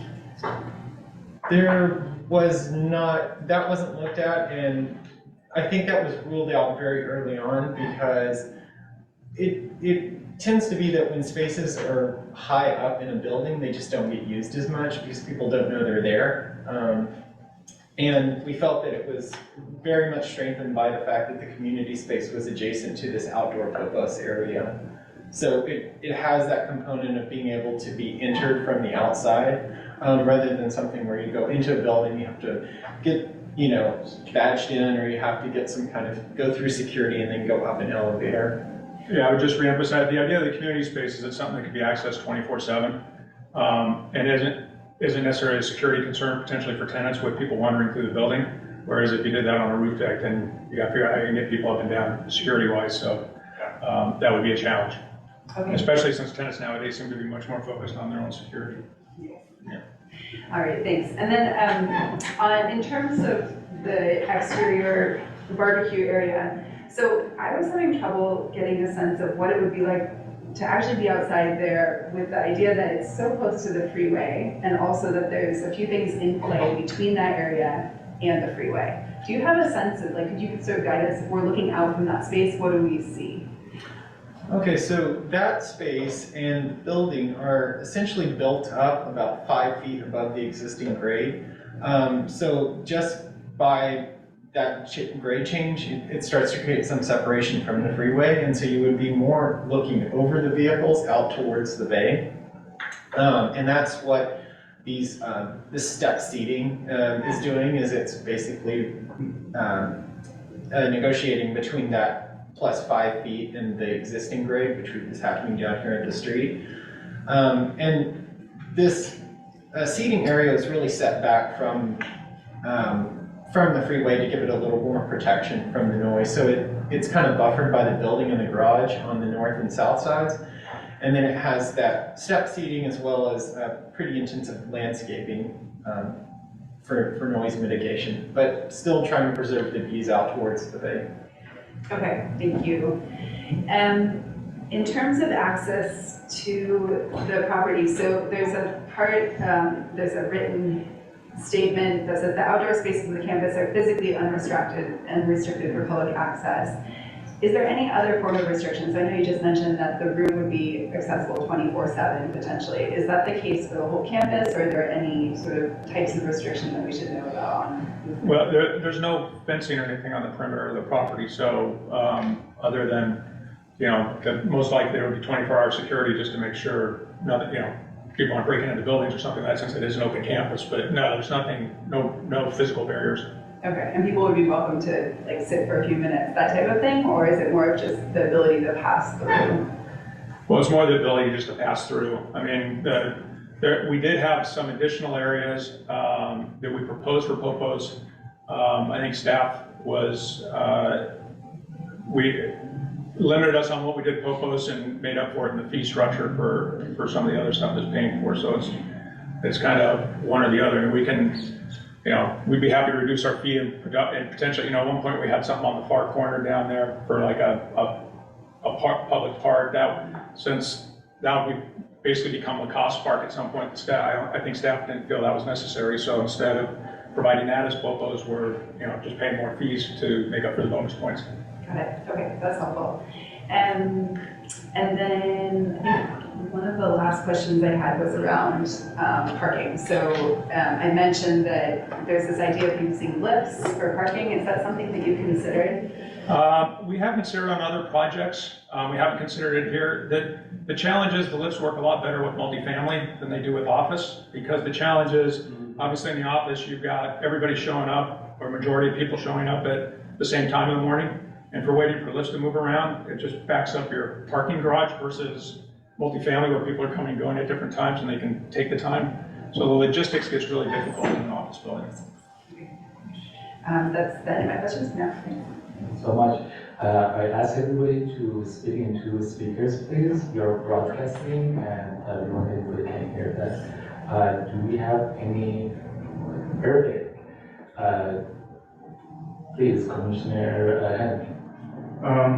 Could you go to your rendering from the north on the highway side? Yeah. So my question is, on your office building, you're showing that notch and the sort of top expression on that corner. Is there a reason you would put it on the north end of the building, or could it go on the south end of the building? You're talking about the balcony space on the Yes. upper level? That was really oriented the way it was to really take advantage of the views. So I'm not really sure what the question is. Okay. Could it be located to the... It's just to see if there's any reason, specific reason. I mean, the views to the south are also pretty damn good, so, okay, I'll make a comment later. All right, thank you. Any other questions, comments? Commissioner Banks, please. Is there any intent to have this facade that we're looking at right now lit or anything like that? There's no electrical type of lighting or anything on the facade for now. Okay, and I commented before on this that I would like for this art, because it goes over a pedestrian walk, to have a little bit of orientation towards pedestrians there, since we're a pedestrian-first city. Is there been any thought put into that, or?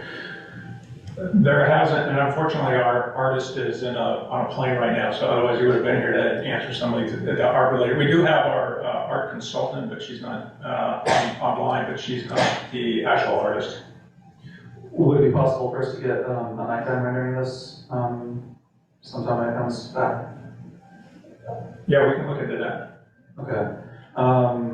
And when you looked at rotating or putting the ramps in the front, this can be an issue for certain kinds of designs. Was there any consideration taken into the impact that moving that ramp around would have on possible repurposing of these spaces should you experience a significant decrease in parking demand, as is our hope? Yeah, so unfortunately, the challenge for us on this parking garage is it's a very inefficient and expensive parking garage to build, mainly because we're not starting with a blank slate. We got 3 buildings that narrowed the site down.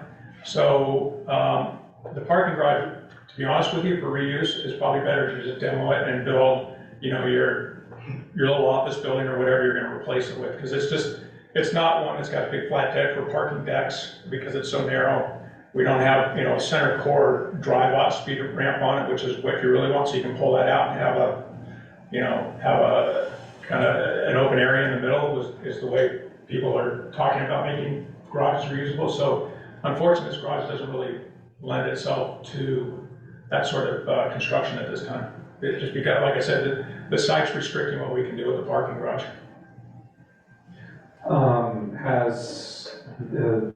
Have there been other alternatives to parking space reuse that have been considered for this project so far? I don't know what else you might have in mind, but no, I mean, it's, typically we're looking to future-proof the garage. It's what it could be developed into if, someday there's no parking required. Okay, that's all my questions. Thank you so much. Is there any other questions?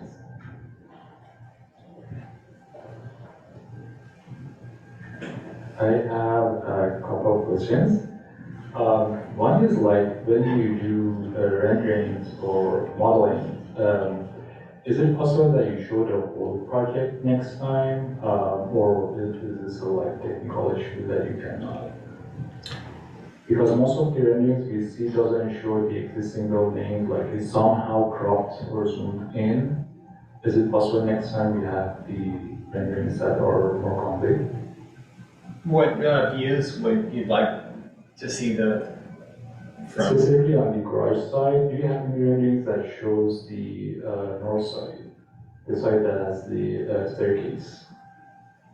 No, we don't. So what you're seeing there in the left side of this image is the extent of what we have in a rendering for the north side of the garage. How about the south side? The south side, I don't think we're showing that in a rendering now. Only in the elevations. Okay, and I remember last time we talked a lot about the circulation and how the cars come in. Did you make any changes from last time? I don't think we did. I'm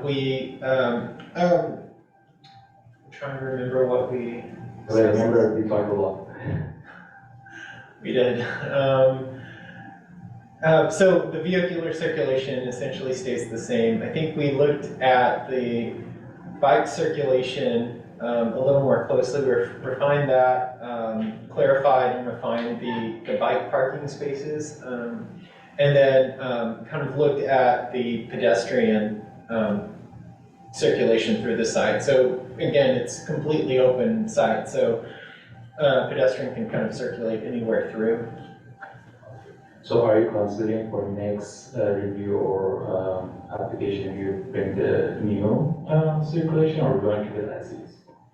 We're going to keep the circulation as is. I don't remember what the comment was regarding circulation. We did do, like the turn-on area where we defined the paving so that we've got the different, I remember there was some concern about the transition from paving versus that, but that sort of stuff we've addressed.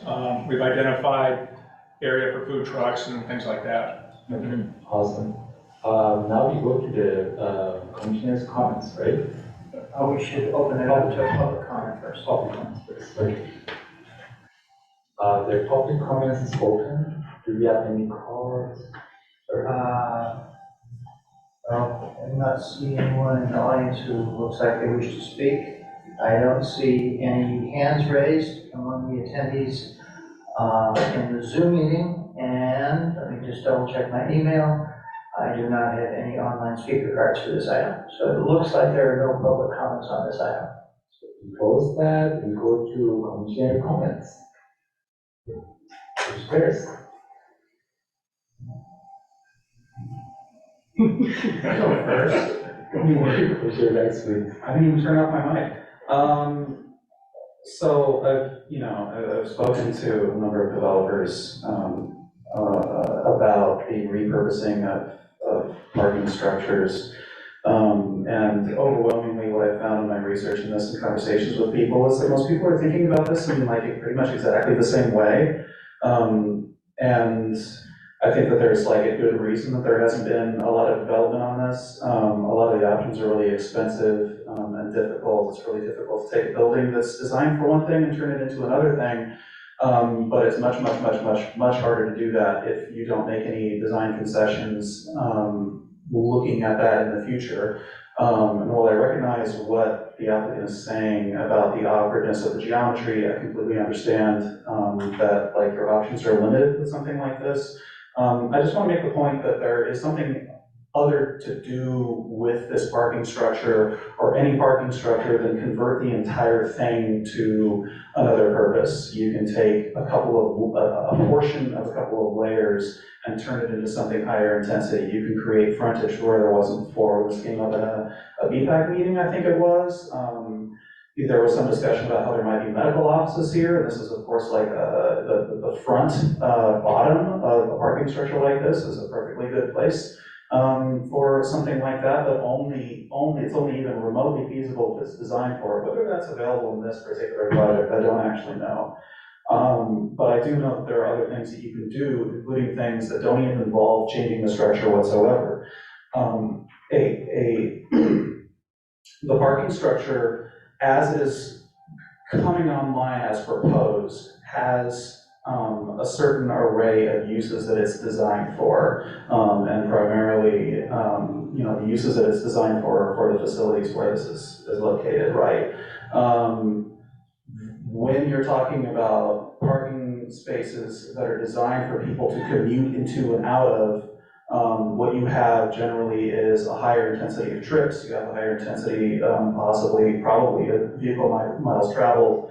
And really anything that you can do with those spaces, such as think about it being like long-term parking in the future, or civic parking. If you talk to the transit agencies and say, sure, we could potentially use this in the future. Driverless parking, anything that looks in the future and says, is there a use for this that is not just completely converting this entire structure, which is never going to happen. I agree, it's going to get demolished before that happens. But can we, over the course of the life of the structure, before we're ready to take such a drastic step, which of course involves deleting a bunch of parking inventory from the community that is currently in use, being able to make a partial conversion on these kinds of structures is much more feasible and sometimes doesn't require any structure changes at all. Or at least potentially that could happen, but basically as far as I can tell, nobody's doing it that way. And I think I can continue working on this until someone somewhere does, and I can shut up about it. But yeah, really the idea, very quickly before I finish, behind this kind of effort is to increase the intensity of use because this is valuable real estate.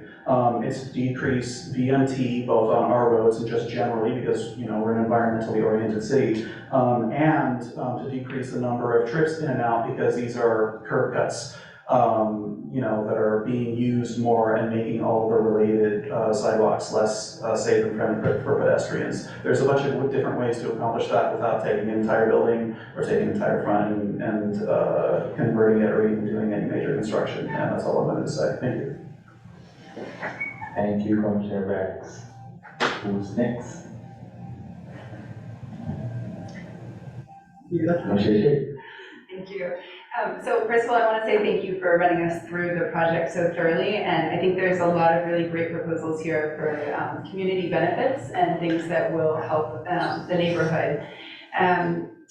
In general, I think that there's been some thoughtfulness around the porousness of the property, like opening up the circulation, and I really appreciate that. I know that's something that's sort of fundamental to the way that we're thinking about the future of pedestrian movement, bicycle movement within Emeryville. And so anything we can do to create that feeling that people can move through this property, there are no barriers, they're welcome here, they can pass through here, is really important. And I think a lot of that is shown right now. The thing that still worries me is that I think just a function of the property itself, the grade change is working against you, right? So you have to overcome this feeling that there's a separation between the street and the sidewalk and people moving into and across that property.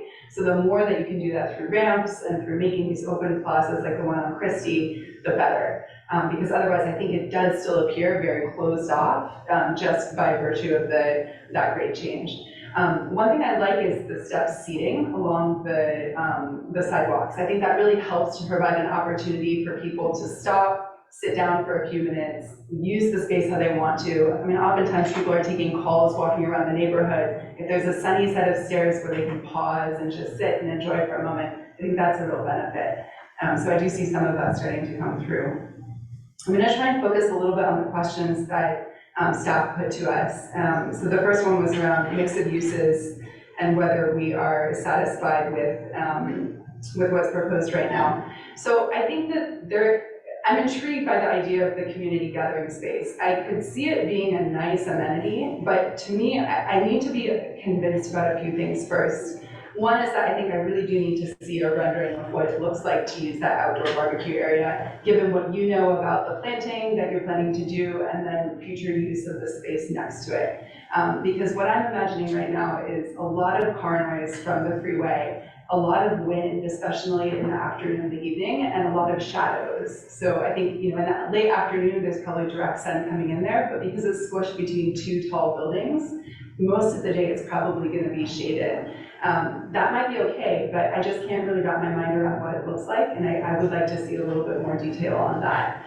I do think it would be good to get a bit more sense from the the staff and then potentially also from neighbors about what types of amenities they'd like to see the room used for. In general, I think it's kind of a blank slate right now, which is great, but there also needs to be sort of an intention behind what we think that it could be used for, or else it's not going to get used. We already heard that the Bridgeport room was not used, and that eventually went away, basically, as something that the city was programming. It will take a lot of staff time to use that space. It's not just a freebie, right? And so the staff need to have a sense of what they're going to do with it and make sure that they can sell it to community members as something that they'll want to use. Let me see what else. So in terms of the bonus points, I like the contribution to Lacoste Park. I think there's a lot that could be done with that. I'll just throw out one idea, which is that we've talked in the past about having like a bicycle training course for young kids, and that's something that could go into a linear park. So I think there's, having that chunk of money to play with is really exciting. In terms of the other community benefit bonus points, the one thing on my mind is that this is going to add a lot of parking to the city, and I'd like to see a bit more focus on sustainable transportation access. I don't know exactly what that would look like, but if the staff could think creatively with the project proponents about, are there things that they could do to reduce the need for driving to this site? Contributions to bus services, thinking about ways to improve transit options that are not cars and other ways. I would be very interested in that. In terms of the design, I really would encourage you to look seriously about incorporating mechanized lifts to try and reduce the footprint of the building. If there's any way that it could be decreased even a bit more, you've already mentioned that it's an awkward space. It would be such a benefit to have a bit more open space there. The Parks and Recreation Strategic Plan for the city shows the need for more park space in this part of the city called Site B. It's not exactly where this property is, but there's definitely a need for more open space there. So every ounce of open space or every, linear or square foot is very much appreciated. And I think that mechanized lifts, even if there are challenges, could be one way to go in creating that. And then the last point is that I do have some concerns about access to the dog park. Right now, it seems like we have, hundreds of cars that are going to be coming in just adjacent to that every day. And again, I know there's going to be changes with Lacoste and, sort of access to this area by cars, but I would really like to see the plan for how to make that something that is accessible to the people who are living right across the street and make sure it's a safe experience for anyone who wants to visit it. And then the last point is just to better understand maybe the next time you come back about the food trucks, whether they will, there will routinely be food trucks there. Is it something you've thought about? You've built out a nice space, but we don't really have a sense of how that space is going to be used necessarily beyond just food trucks right now. Sorry, I actually have one more thing, which is that I did just look back at some of the renderings, and I do still see some sort of sport court in between buildings B and C. Are you seeing this also right here? Yeah, so just maybe after the other deliberation comments have been made, if anyone else is interested in coming back to that, I would be interested to know if that's a holdover or if there is still a plan for some type of a court built in. Still there. It's still there. Oh, it is still there, okay. So is that something that, do you mind if I ask them a question right now? So is that something that would be publicly accessible? You need to come to the microphone, please.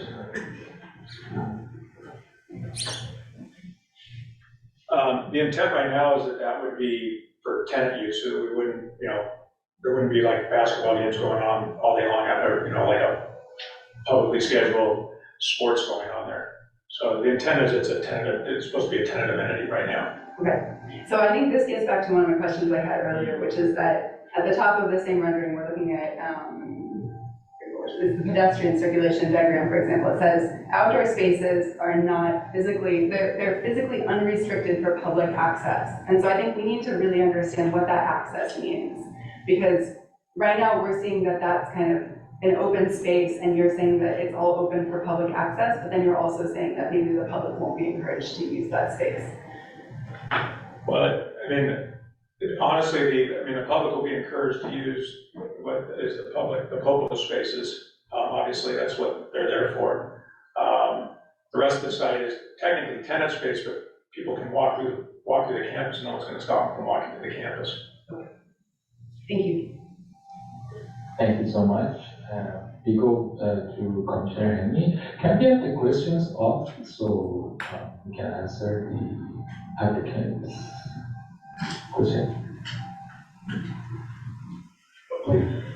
Actually, I wanted to have them pull up the drawings if that's possible, particularly your open space drawings, the ones that show the specific space by space. It was included in the package. You didn't show it today, though.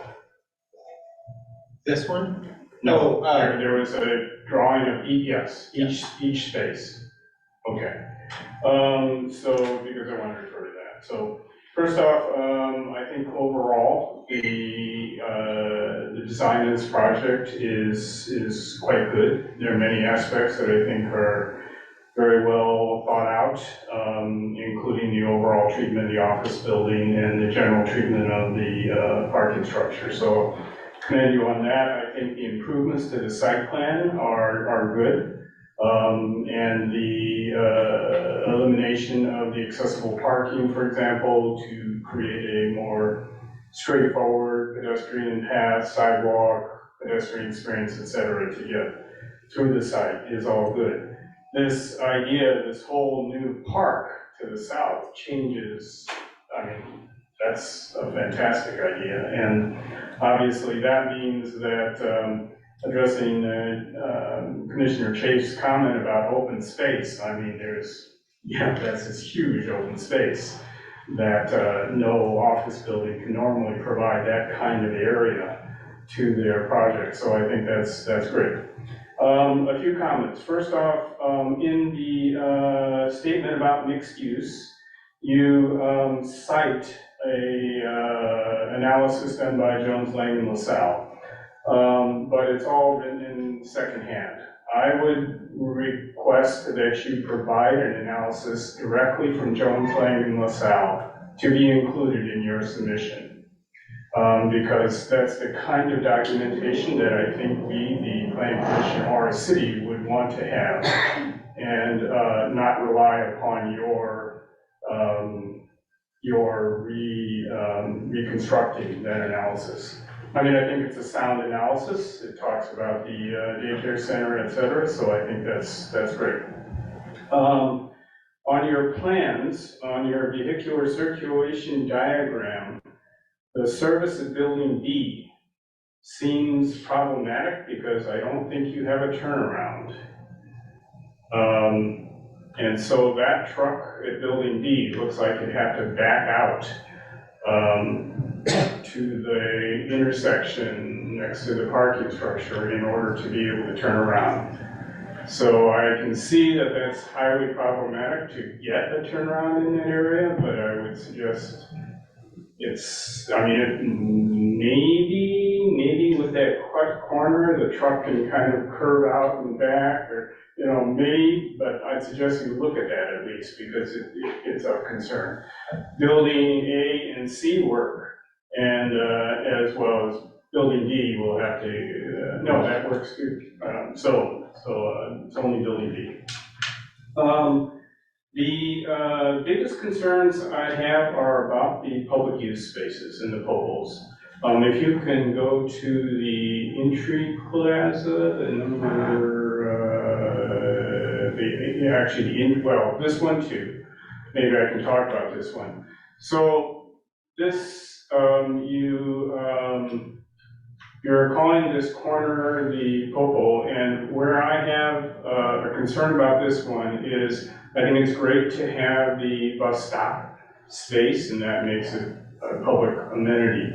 But I think in my mind, there's a kind of double counting to take right-of-way space, sidewalk and planting area, and include it in your calculation of popo. To me, should not be done. I mean, I guess maybe you're arguing that you've got some nicer plaza nicer paving than you normally would do, but I personally think that you're getting more area calculation from this because, probably more than half would be for the public right-of-way improvements that you, as we already said, you have to do anyway.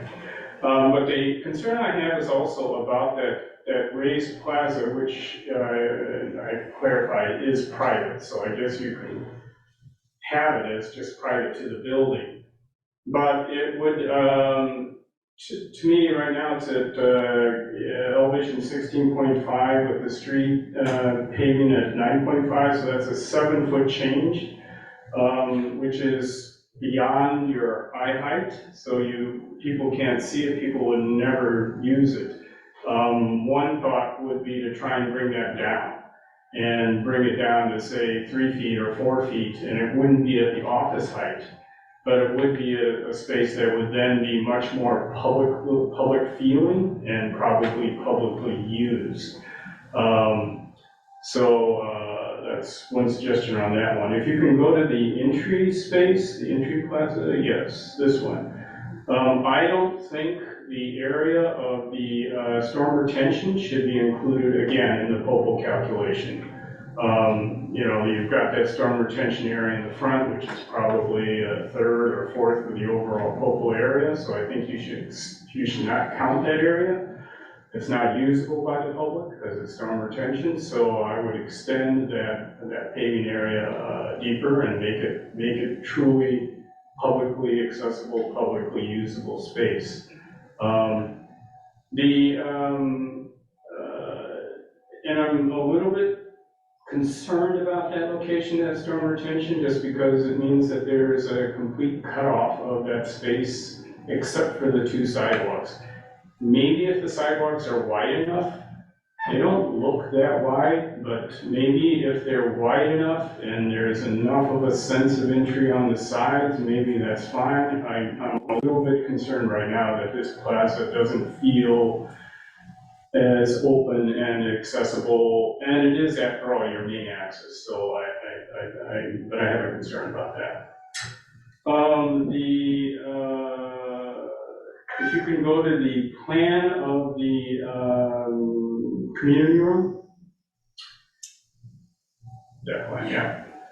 First off, I would suggest that we, planning commissioners, will want to be concerned about how that community room is developed and designed and what it looks like. It should include a kitchen, for example, and for community use space. I'm really concerned about this space being used. I'm really concerned about this back patio being used. And one of the things I think should be included in this project is signage that actually says there is a community room space. And the signage should probably be almost on Christie Avenue or someplace where people walking by, would realize, hey, there's a barbecue area, I can go back there and use it. Oh, there's a community room, I can rent it or use it. And I think it needs to be made visible in probably on social media, but also I think signage would help. At first I was concerned and thinking that maybe the community room should be moved up to the east edge so it'd be open to the plaza, but if that amenity space would have a very nice opening to the community room, such that the amenity space could then become sort of a lobby for the community room, then that probably would serve that role. In other words, let's say there's this beautiful lounge, and then there's this beautiful set of doors that connect the amenity room to the community room. Then people walking by could potentially see the community room from that arrival plaza. But the point would be that I think it's very important that this be as visible, as signed, as, et cetera, so that people know about it. I think that's really critical. Okay, and the last thing is, in terms of responding to comments, I think the mix of uses, community space seems like maybe the only viable use that I could see in this space, in this area, because I agree that retail or something like that's not gonna work. So, but then it's, whether it's viable and usable as community space is very much dependent on design, signage, and other things. The bonus points, I think, seem good. When I heard 1.95 million for the design and construction of the park, I thought, boy, that doesn't sound like enough. But if there is also money going into the sidewalk construction, et cetera, from the rest of the project, maybe that will be enough. 1.95 million seems like a tight figure for design and construction of a quite large park.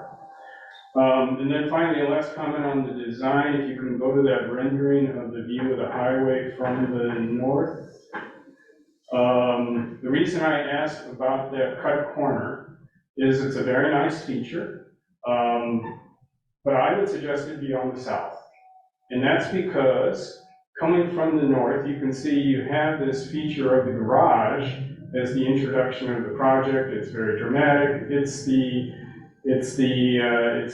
face of the project. From the south, I think if you were to show a rendering of approaching your building from the south, and I think you should show that rendering, I think having this cut corner to the south would create an equally, a more dynamic look of that corner coming from the south. Just like you would, in other words, this view, which is a really nice view of the office building, we would see it from the south instead of seeing a relatively banal treatment of the southwest corner. And like I said, I think the views to the south, obviously are fantastic, which include the best view to downtown San Francisco, for example, is essentially right from that corner. But otherwise, I think there are many good things that have been done here. I'm a little bit concerned about the busyness of the treatment of the north facade of the garage compared to the artwork. It almost seems like it should be kind of more quiet and more of a background, neutral, so that the facade really sings. And in terms of Commissioner Wax's comment about the lighting, the fact that this is a perforated metal means that a lot of light will be coming from the inside and bouncing off all of these pieces of metal that are bent and turned and whatever. And so I think it'll be very dynamic at night. And I mean, I agree that it'd be nice to see a nighttime rendering. But I think that is very dynamic.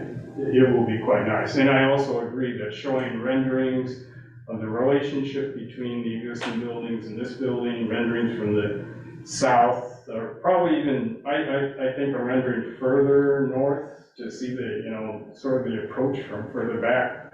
And it's not like they all have to be finished renderings. You could even just, you've got your 3D model, right? So if you just do some model shots and do some, fairly simple, you don't have to dress them up all perfectly, so. Thank you. Thank you so much. Go to Commissioner Martinez. Thank you, Mr. Vice Chair. I feel like I'm kind of jumping into this after other folks have had an opportunity with another study session with this project. So I think I'm going to have less comments, but I will echo what Commissioner Henry said, that there's a lot of great elements in this project. But I do want to echo and emphasize some of the focus that Commissioners Chafe and Wax put on the parking garage in a community where many of us are envisioning a future with less cars and less parking and the best, highest use of property like this. So I know you guys are limited in what you can do, and we are limited in how much we can reduce the parking on this specific project. But there is this fantastic future amenity of the low-cost park, which is going to connect us with Berkeley and connect us to more bike pedestrian connectivity. And what I'm seeing in this rendering does not have any emphasis for future tenants of yours who might enjoy and appreciate the ability to get to work on their bikes or on their micromobility modality I'm seeing one access point from Lacoste to the campus. Commissioner Chafe has talked about just the circulation and the connectivity and there being, the grade is working against you. And there's a set of steps there that it looks like it's an access point possibly for the community assembly point, but I really do think that you're selling your tenant short if you're not using the asset of the future Lacoste park to show off, the future of micromodal transportation in this city. So I think that that would be a benefit to people who would want to rent at this property. So that's the first thing. I also wanted to share and echo concerns about the community assembly space and making that an inviting, attractive place to be, to make sure that there's considerations. I see that there's ample secure bike parking that's going to be close by, and I appreciate that. But again, I don't want it to be an afterthought. I think that it could be presented in a convenient way, and I want to make sure that if this does indeed become a community space that's for public and city use, that there's consideration to where is someone going to offload catering, where all these activities happen. And then, let's see. Yep, and my final note was also about Lacoste, which I've already tied in with parking. So those are my comments. So thank you very much. Thank you so much. So when it comes to myself, I have a couple of comments. The first one is about the parking garage and the looking to the north, in the south side of the building. I think the exposing a staircase doesn't match the whole theme of the project. You don't have anything else exposed, any other element exposed, and if you can do it somehow, especially that side, the first side, people see when they're driving. If you can include it in the building, cover it with something, or maybe continue your artwork, that would be better. That's my very first comment. The second is on the proposed mixed use for community. I think that's perfect. Thank you for offering that.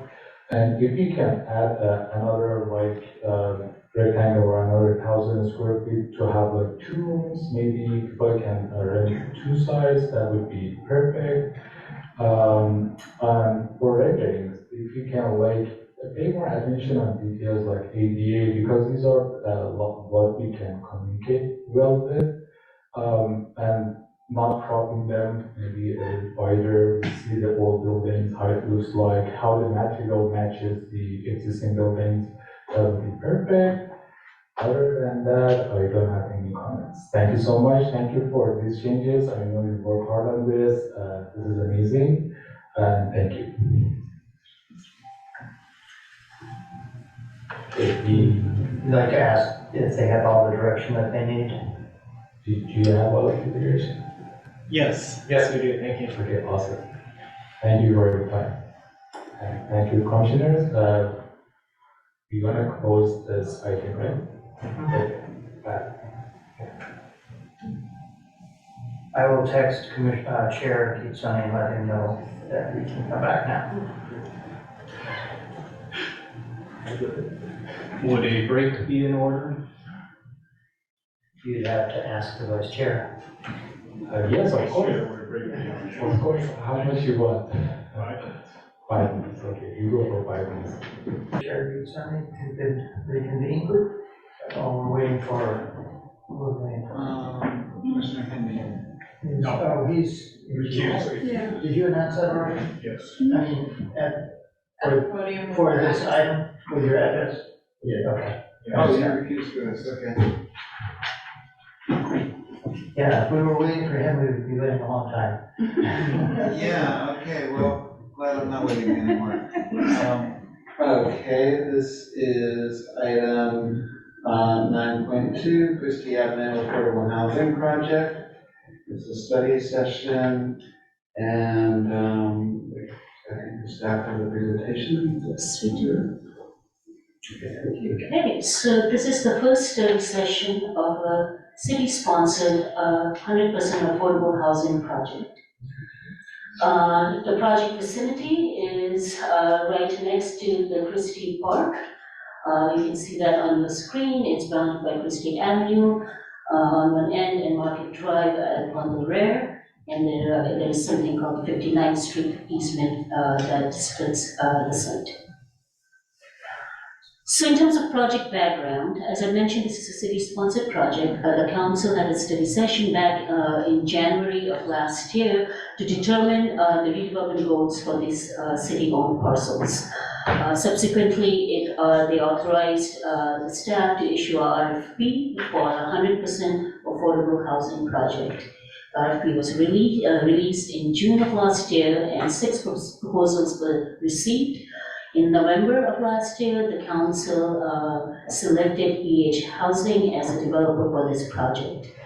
Housing conducted a first community meeting at Christie Park in spring of this year, followed by a second community meeting at the public market in May. It's now here in front of the Planning Commission as they applied for an SB 35 and AB 1763 project in June of this year. So just a brief background in SB 35 and AB 1763. This will be the city's third project that is being processed under SB 35. This was passed by the state legislature in 2017 to address the state's housing shortage and costs. It requires streamlined ministerial approval process, which means that there's no, it's not a public hearing at which it is approved. It's approved at the staff or administrative level. As I said, it does not involve any findings that a body such as yours typically makes for the use permit and design review. There are, as such, no conditions of approval that are imposed. And the review consists of whether the project meets objective development standards, so like the FAR that you can measure, height that you can measure. Eligible SB 35 projects must be on land zoned residential, be multifamily, not located on any kind of sensitive habitat, and it must pay construction workers prevailing wages. And there are a few others, but these are the key elements that eligible SB 35 needs to include. Regarding AB 1763, this is also known as the Super Density Bonus Law, which was passed again by the state in 2019. It mandates, at least for Emeryville, that there is no maximum density within a half a mile of major transit stop or high quality transit corridor, which basically includes all of Emeryville. The projects that meet the criteria of AB 1763 are eligible for 4 incentives or concessions, and if located within 1/2 mile of a major transit stop or high quality transit corridor, can also receive a height increase for up to 3 additional stories or about 33 feet. And again, this covers all of Emeryville. The applicant may also request an unlimited number of waivers of development standards that will have the effect of physically precluding the construction of a development meeting the criteria of the state density bonus law. So, difference between concessions versus waivers. Concessions or incentive focuses on costs, and a 100% affordable project is eligible for 4. Waivers focuses on the physical limitations, and a 100% affordable housing project is eligible for unlimited number of waivers. So in terms of the project description, basically we are going to have 364 rental units in 3 separate buildings. There's also a small retail space in one of the buildings. Each building is 95 feet tall and has a variety of amenity services. Parking is provided in lifts, and the project also includes 6,000 square foot expansion of Christie Park.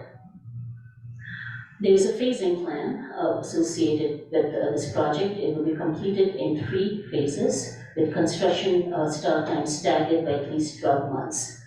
The phase 1 will involve building A, containing 120 units, and the park expansion. The second phase is building B with 132 units, and the third is building C with 104 units.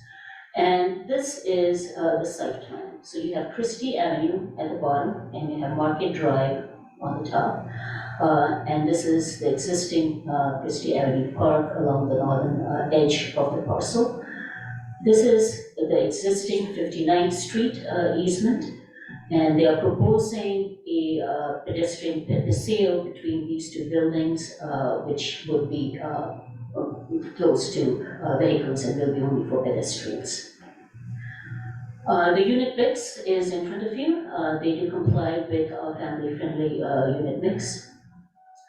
And in terms of the actual plans, I'm going to let the applicant walk you through the different aspects of the design. Since this is a very preliminary at this stage, I think in the interest of time, it's better that the applicant propose and describe the project to you in greater detail. And I will just go through the conformity of the project regarding the planning regulations and where do they need, where they are requesting waivers or concessions.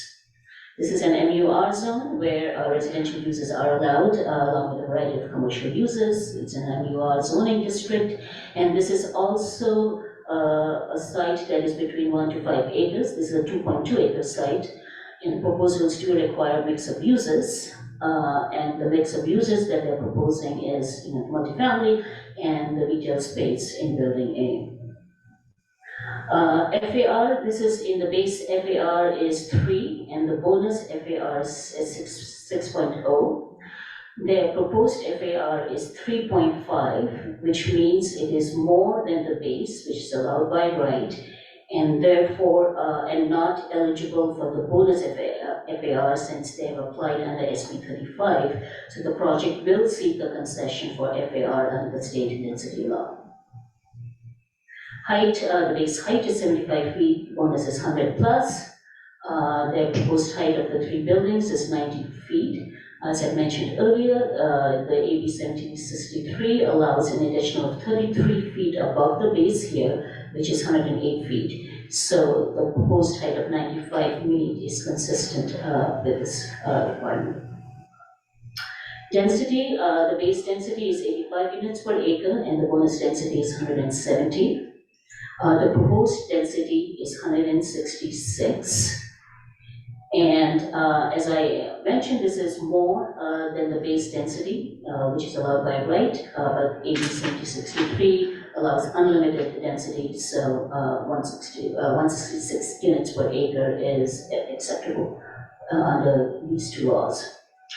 Unit mix, our regulations require 50% of all units to be 2-bedroom or larger, no more than 10% can be studios, and at least 15% need to be 3-bedroom or larger. And they comply with this requirement. Studios are at 10, 1-bedroom is at 30, 2 bedrooms at 30%, and 3-bedroom is 27. This is, in terms of parking, this is also under the transit hub overload zone, which, as you know, decreases the parking to half. So the maximum permitted parking here is 241 spaces, and what they are proposing is a little bit more at 263. So the project will need a concession under the state density bonus law to allow more parking. Bicycle parking, the requirements for this project is 364 long-term spaces and 18 short-term. They're providing more of both with 544 long-term and 22 short-term. So that concludes my presentation. These are some just initial questions regarding the project, the site plan, the design, and the proposed materials. As you will see once the applicant provides a presentation, feedback on the Christie Park expansion, and of course any of the comments that the commission may have. So that concludes my presentation. I'm happy to answer any questions now or later, and then the applicant will provide their presentation. Any questions? I have a question about concessions. So as this is being submitted for ministerial approval, the concession is granted by? At the administratively. Okay. So just to be clear, this body will be providing direction or guidance or suggestions, but because it is under SB 35, it will not be under the approval authority by the commission. And any suggestions, they are under no obligation to incorporate them, but obviously this is a city-sponsored project, so, and typically even in the past to SB 35, we have found it useful to get commission comments. It usually leads to improvement in the project, and that is why it is here, and it will be coming back for another study session. Right now it's tentatively scheduled for October, it may be later. And this was part of the RFP where we asked that EH have at least 2 study sessions with the planning commission. And just FYI, before it comes to the planning commission again, it will be going through the various committees for feedback, which includes feedback, housing committee, as well as parks and recreation. And there will be one more community meeting proposed, I believe, sometime next month. I have one question about timelines. So I know there's some discussion in the staff report about Market Drive and changes that are proposed or expected there. How does that fit with the timeline for this? Thank you for that question. I forgot to talk about that. So this project will need to collaborate with Oxford Properties with their plans for Market Drive. We do have those plans. And staff will be facilitating that conversation between Oxford and this project to ensure that, whichever comes first, it is consistent with the plans. Okay, thank you. I have a question. I noticed that the percentage of studio units is maximized. Do you find that that's common in these projects? Yes. Since there used to be a lot more before we had the family-friendly unit mix, which led, we would have as high as 20, 25, even 30%. But since the new regulations, they do max out at 10%. So generally, the developers are trying to build as many of these as are allowed across projects? Correct. Okay, thank you. And by the developers, you mean both market rate and affordable housing, you're right? I mean, my response is for both. Okay, thank you. Okay, then there are no more questions from the commissioners. I think this is the time to open this up for public comment. Before you do that, you may want to listen to the I'm sorry. here. We're used to this. Yeah, go ahead.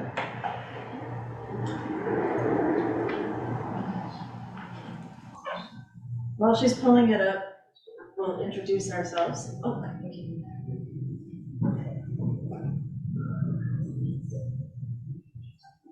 Great, thank you so much. Hi, I'm Caroline Souza. I'm an architect and principal at David Baker Architects, and we're a dynamic duo today. Hi, I'm Brian Alcorn. I'm an architect at David Baker Architects. And we're really excited to meet with you for the first time about the Christie Avenue sites. Also here available for questions, we have Bianca Newman of EAH Housing. So you're all familiar with the site. We've been talking about it all evening, Christie Avenue. But we just wanted to take a moment to recognize that this is one of the few remaining really big sites available for housing development in Emeryville. And we want to honor the city's commitment to put 100% affordable housing here. We really want to do right by the families of Emeryville and make a great place for Emeryville families to live in. We view it really as kind of completing the mix of uses that are going in this part of Emeryville. So what are our goals and dreams for this? One is that we want to make a really great park expansion. Christie Park's already really an interesting, quirky place. I take my kids there to go play, and we get to expand it a little bit, which is fun. In no particular order, 2, have an active ground floor at Christie Avenue. We want to make the experience of all the people who walk past our building really interesting and vibrant, and make that a great street to be on. Have a green, welcoming paseo. We probably need to name it something besides the paseo, but have a pedestrian passageway that moves through the site and connects up to the back of Market Hall, which is clearly the back door right now, but maybe someday this will be the second front door for them.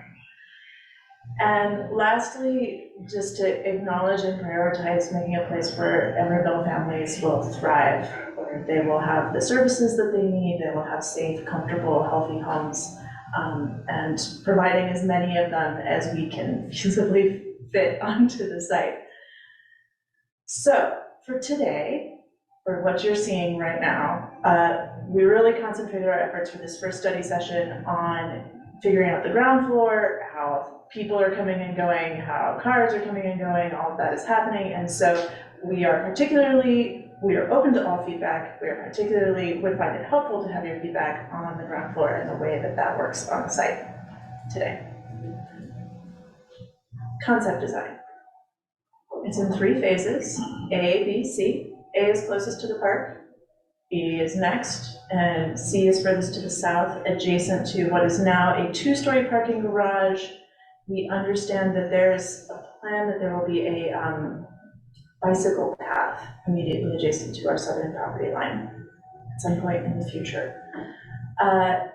We located the park expansion after some discussion and community feedback close to the whale, with the idea that, 1, the building will block the wind a bit so that there's a spot in Christie Park where you can get out of the wind on a windy day, and where Market Drive becomes pedestrian nirvana, as Oxford Properties is planning, it'll also kind of expand that and participate in that greater pedestrian experience.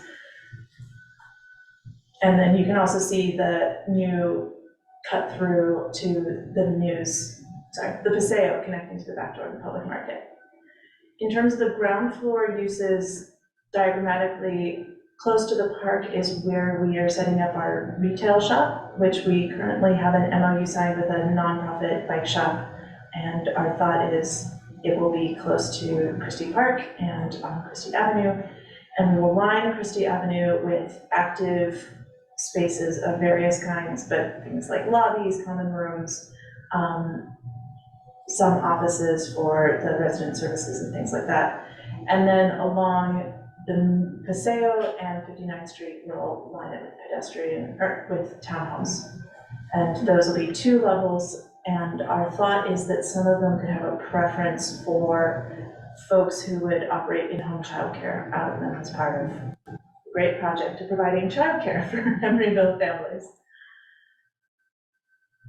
As for the comings and goings, building A, well, because Market Drive is going to become a pedestrian-only zone during the days, we can't send cars that way. So buildings B and C, the cars come off 59th Street and enter the garages there. Building A is a little bit locked into only pulling cars off Christie, so that's where the cars are going to come and go out of the garage. It was fun to see the bike study that we've been looking at. We know you're studying what exactly the bike infrastructure will be on Christie Avenue. That's to come, but hopefully someday it's something fantastic.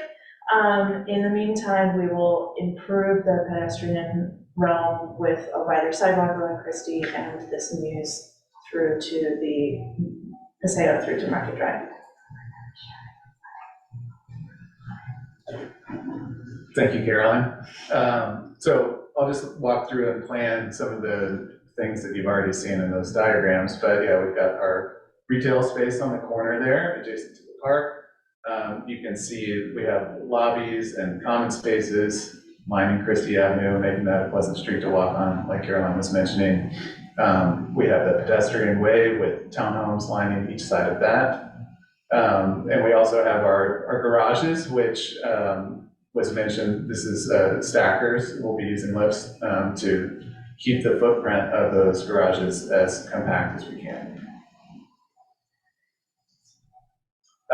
We threw this in here. This is kind of Frankenstein, so sorry about the graphics, but we did recently get the plan for what Oxford was looking at on Market Drive there, so that's here for reference as well. And we've had one conversation with them so far, more to come. You're looking here at the second level, so we have these courtyards that are a second level with various sort of landscape elements, but otherwise this would mostly be units on the second level. We'll also have laundry rooms that open out onto these courtyards, and in some cases common rooms. And then up on the 8th floor, up on the top floor of the building, we'll have each building will have a common room and a sort of roof level terrace. So here you kind of see that in 3D, and the sort of tan color are those roof terraces. And you can sort of get a glimpse as well of the second floor amenity spaces.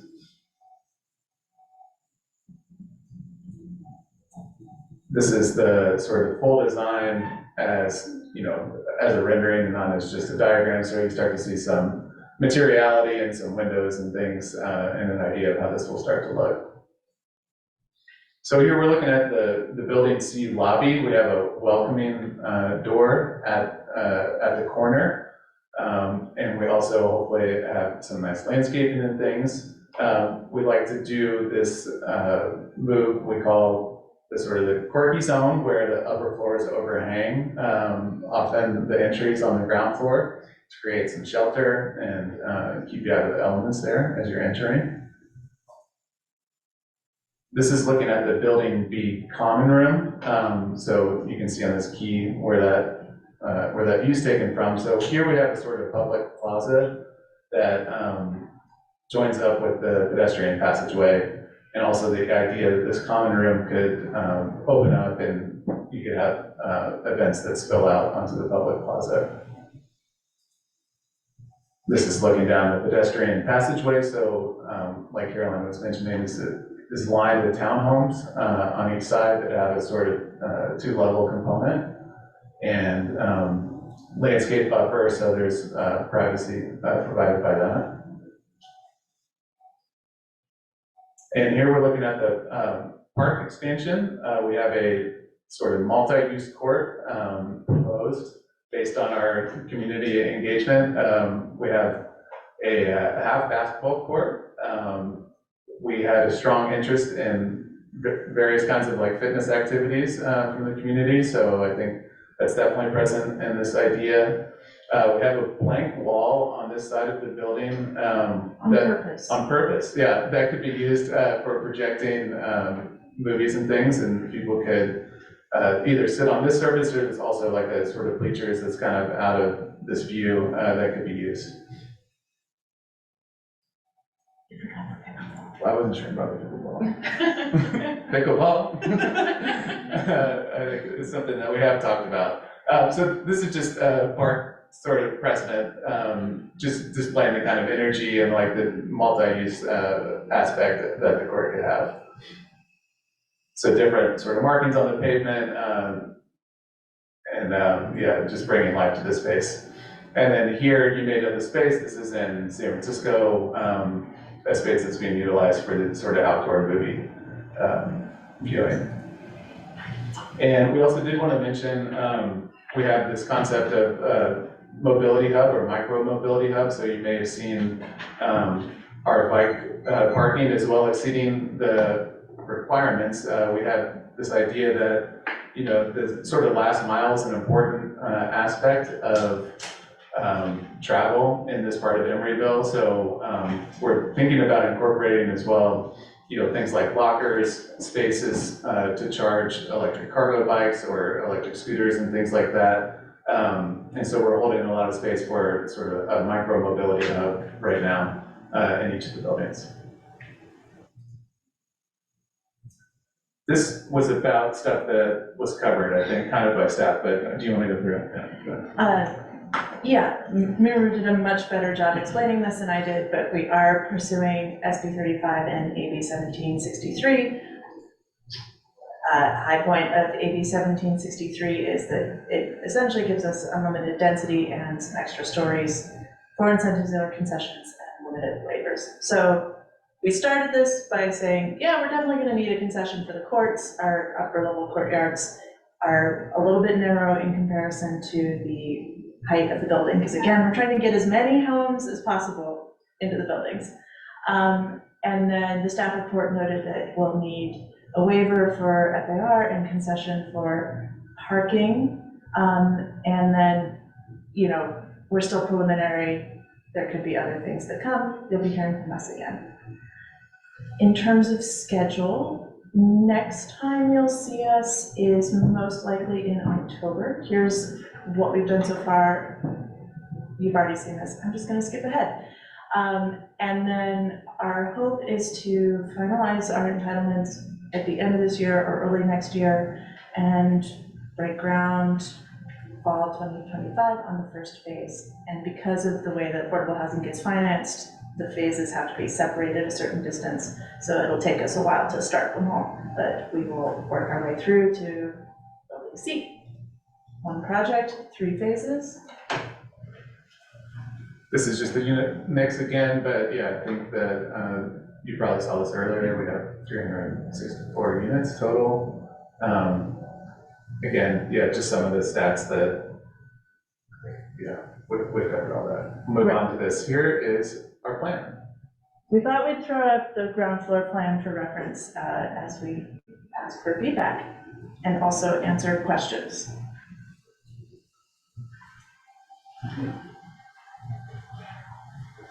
Thank you so much for the presentation. It was really good. My very first question is about the parking. Have you considered not proposing any parking, and why not? Bianca would like to take this one. We really see it as an equity issue for our tenants. People that live in affordable housing don't have the same access to service delivery or the luxury of outsourcing many parts of their lives. And we, you know, it's just not something that families can live without at this point. I hope that there is a point in the future that they can, and that is why we, you know, the actual surface space that we're taking up for parking is as small as possible, and we're using stackers that can be removed, and it is future-proofed as far as being able to use the parking differently, you know, should we exist in a world at some point where it's no longer needed. But at this point, it's really an equity issue for our residents.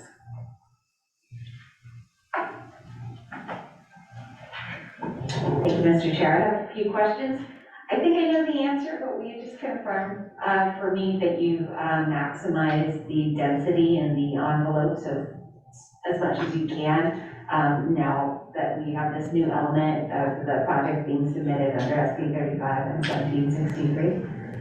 Yes, we are maximizing the density we can reach given the unit mix that we're going for, so family-sized units, and the height. We're staying under the high-rise height in order to keep it as cost-effective as possible.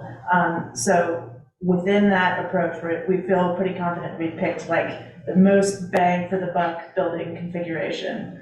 Great, because it is honestly, I've seen this several times now because I was previously a council member, and so this is very close to what we contemplated as council. So I just wanted to make sure that I mean, I would like it if you came back with more units.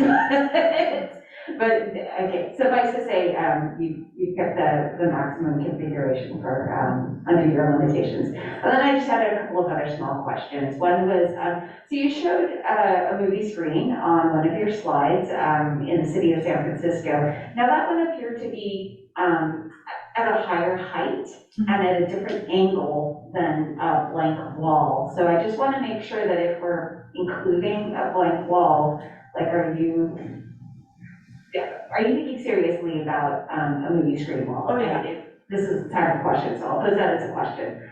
How much thought have you put into a movie screen wall? We've thought about it a fair amount. I don't think we've totally got it all the way figured out just yet. We're studying the height and where the seating makes sense. The reason that's tilted is because the seating is relatively close, and so you want to be looking up in that example that we showed. If that ends up being the case in our park layout, we can build a structure that hangs on that wall. We also left out some exciting features of the blank wall, which are, we think it's a great opportunity for art to front that park. And then also there's been some feedback from the community that they wanted fitness equipment. And some of that we view as like that wall being a great place to mount it so that it's attached and you can interact with it. So there's like the daytime use of fitness and art enjoyment, and the nighttime use of some screen at an optimal angle for viewing, not quite determined yet, but we're studying it. Okay, very good. And then talking a little bit more about the multi-use court, you showed slides, but can you talk about examples of multi-use courts being successfully programmed? And then are you imagining that there would be elements, for instance, like nets or things that could be raised, lowered, removed, and then who would do that? That is a great question. It is something that we're thinking about, and we want to talk some more with the Parks Advisory Committee, start to see. Yeah, okay, those guys about it, and also the parks. And Bianca has something to say. We have talked to Parks and Rec and the city manager, and this park will be deeded, back to the city, and the city will be responsible for ongoing programming and maintenance. And so if there are pop-up things that are going to be happening in the park, that would be completely at the discretion of Parks and Recs. We have talked about creating the opportunity to insert nets in the space, but we would not be the ones to provide that. Thank you. Thank you so much for the question. I'm sorry for the presentation. I have a question. Thank you for the presentation. So a couple of things about the interface between the park and the building nearby. It seems like there will be units that come right up to the multi-use court. Is that right? They are set back at the upper levels. So there's a landscape buffer. Let me see. Let's go find a picture. This fuzzy green boundary you see is actually like 8 to 10 feet of landscape buffer, so that it's all set back to give a little more room at the upper floor. Okay. I'm just thinking about like if there were a movie being shown there, I mean, you're kind of like the units that are there are. Oh, those ones are way further back. Okay. But yes, good point. That is something that we will have to factor in on the movie screen. But the screening zone, let's find the second floor plan. So the screen would be here-ish. I see. Okay, I think I had it 90 degrees turned in my mind.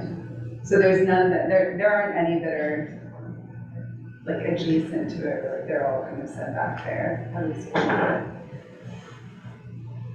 Okay. All right, that was one of my questions.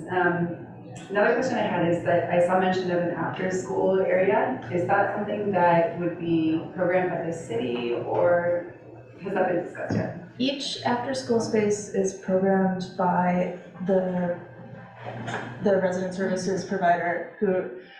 So EH Housing has an existing relationship with Emeryville Unified.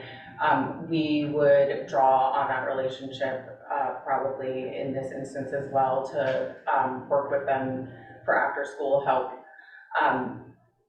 So it sort of depends. We haven't worked out the formal programming for the site at this time, but we would assume, much like at Estrella Vista, where we work with the school district, that we would work with the school district here as well. Okay, great, that's helpful.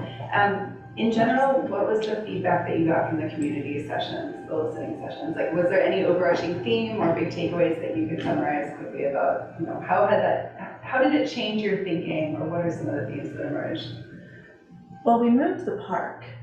was the big thing, that it was originally on Christie Avenue, and there's a desire expressed to have the active uses a little more tucked away from Christie Park, but also out of the wind and an opportunity for sun, also really clarifying that the expansion, they really want active physical, like play, fitness type uses.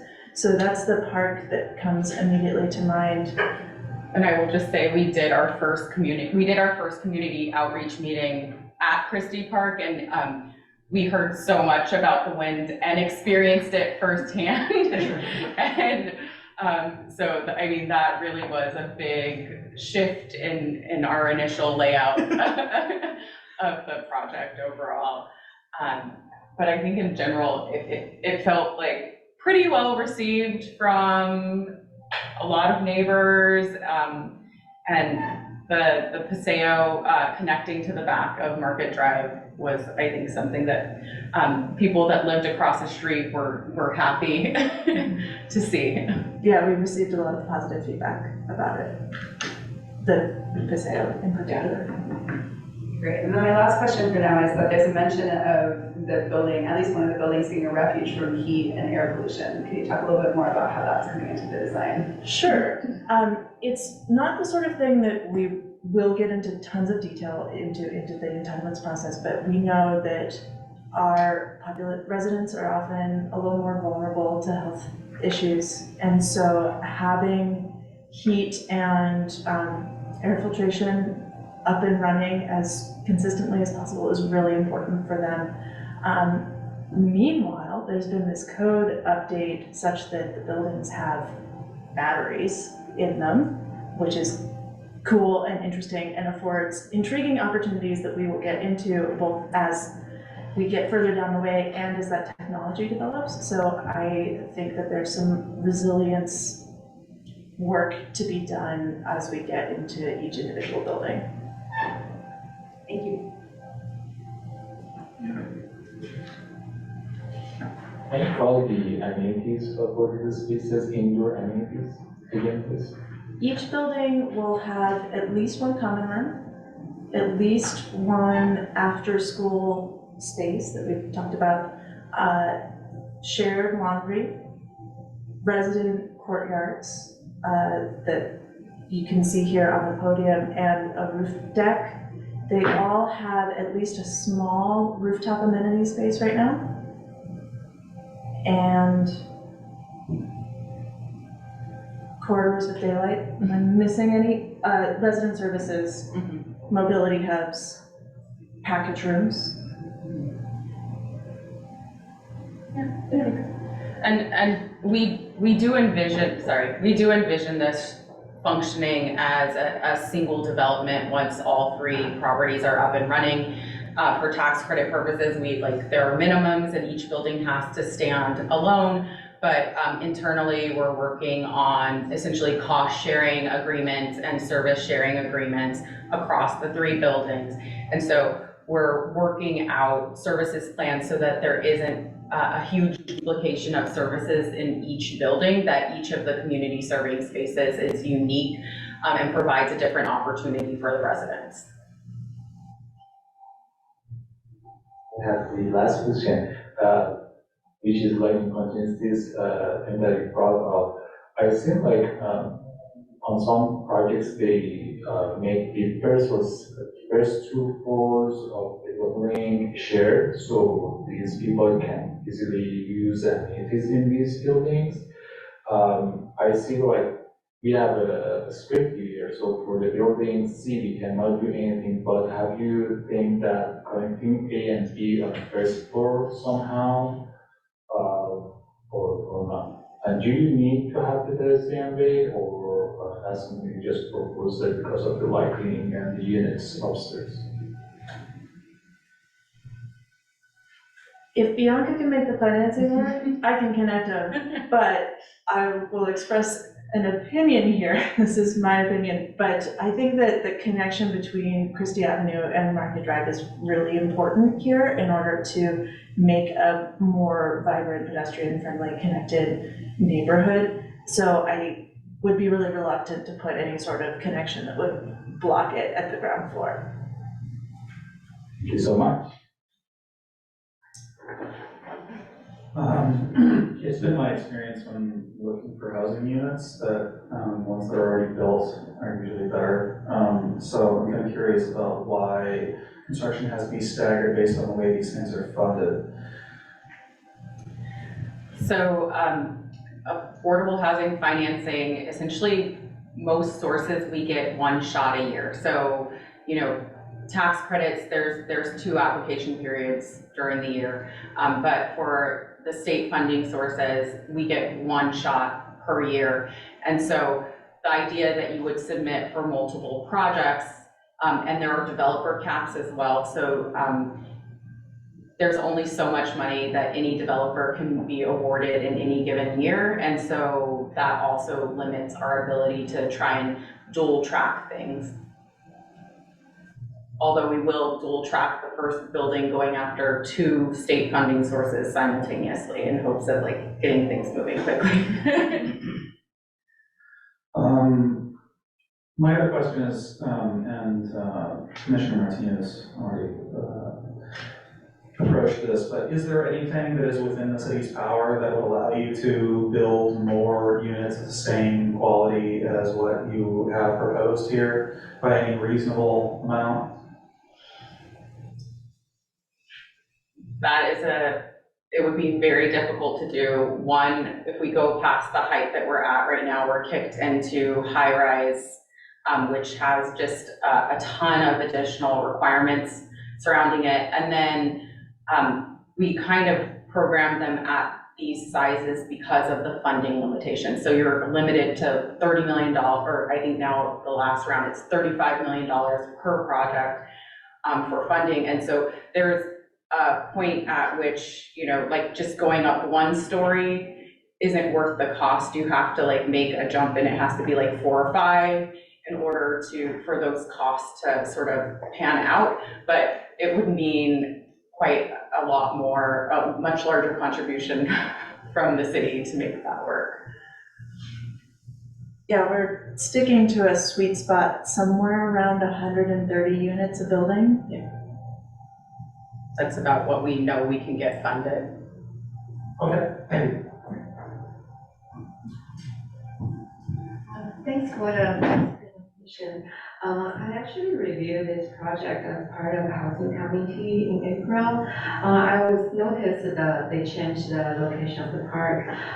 So my question is, so for the park, do we need to worry about if the basketball, kickball will damage the glazing? I see you have one of the renderings shows very large glazing in the lobby area. Great question. We haven't thought about it. We located the basketball hoop here closer to Market Drive we're studying whether planting or a fence will be enough. It kind of depends on how our conversations with Oxford go to catch the ball so that the ball isn't running away. But in general, with basketball at least, the ball gets thrown towards the hoop. And so that's the major direction that you have to worry about the ball getting away from you. And we're trying to catch it there away from the building. And I just don't know who's throwing a basketball hard enough to. I am certainly not, but it could happen. It could. And then additionally, we've introduced some buffer space beyond the park that would be like outdoor overflow gathering space from that common area. So we may once in a while get a poorly thrown basketball on the glass, but I think the glass will be okay, and I don't think it's gonna happen a lot. And then in the staffing report, I saw one of your very detailed site plan. You showed you have each building, you have a trash room, and you showed the trash staging area. For building A, I saw your trash staging area actually is very close to the pedestrian patio, which is facing the entrance of the Hartley markets. So it's kind of like on the left of the small green area you were showing. Mm-hmm. Actually, in the diagram of the staffing report, you were showing it's actually on kind of like above the townhome area. Yeah, it's showing over there in one of your site plan. So I'm wondering, is that the plan or you already updated the design? I think what we're fairly confident of is that the way to take trash out is to Market Drive, because that's what's happening across the street from us, and so we think it's the best place for pickup to happen. Exactly where in the building, they're moving, we're jiggling them around a little bit still, but it will be coming and going off Market Drive in our current thinking. Okay, so I'm thinking about if you can move it slightly away from the entrance, so that you can really highlight the entrance, and also in your elevation, which also included in the staff reports, the facade, the back facade at the pedestrian facility facing the public market entrance actually is also is like white color. It's the same as all other area of this facade. I'm wondering if you can do some special treatment, for example, using, I saw you have some accent material, use corten at other location as highlight. I'm wondering if you will do some like accent material or color to highlight the entrance facing the public market entrance. Yeah, I think along the garages, we're considering a decoratively perforated metal screen that would screen the garages where they're exposed, and then in front of them, we're doing our best to provide as much planting buffer as we can. And then for the ground floor service spaces, it'll probably be like some textured concrete or some sort of vibrant, interesting textured material that is durable and cost-effective along Market Drive. And also, I'm wishing to see kind of like a perspective or renderings or just a screenshot of the model to see that view, if you more like standing at the entrance of the public market, and then what's your human eye level view of that pedestrian view. That's my question. Okay, any questions that I have already been asked, so thank you very much for your presentation. I guess at this point we open up public comment at 10:52. 9:52, yes. Oh, 9:52, yeah. Feels like 10:52. 9:52, any comments from We do have one member of the public, I believe, in the audience who wishes to speak. I also have 2 online speaker cards and 1 raised hand on Zoom. Okay, I think we'll go with people who are present first, and then you have 3 minutes. Good evening, Commissioners. My name is Rod Henry. I live across the street at Christie Avenue Commons, and therefore this project obviously has a major impact. First off, I believe that it's a very sound plan with very good beginning points. There are some points that I hope will be retained as it has developed. The park location is in my opinion, is in the right location for a few reasons. One is the wind. But secondly is it allows more sun to be preserved in the existing play area because building gets pulled away from the play area.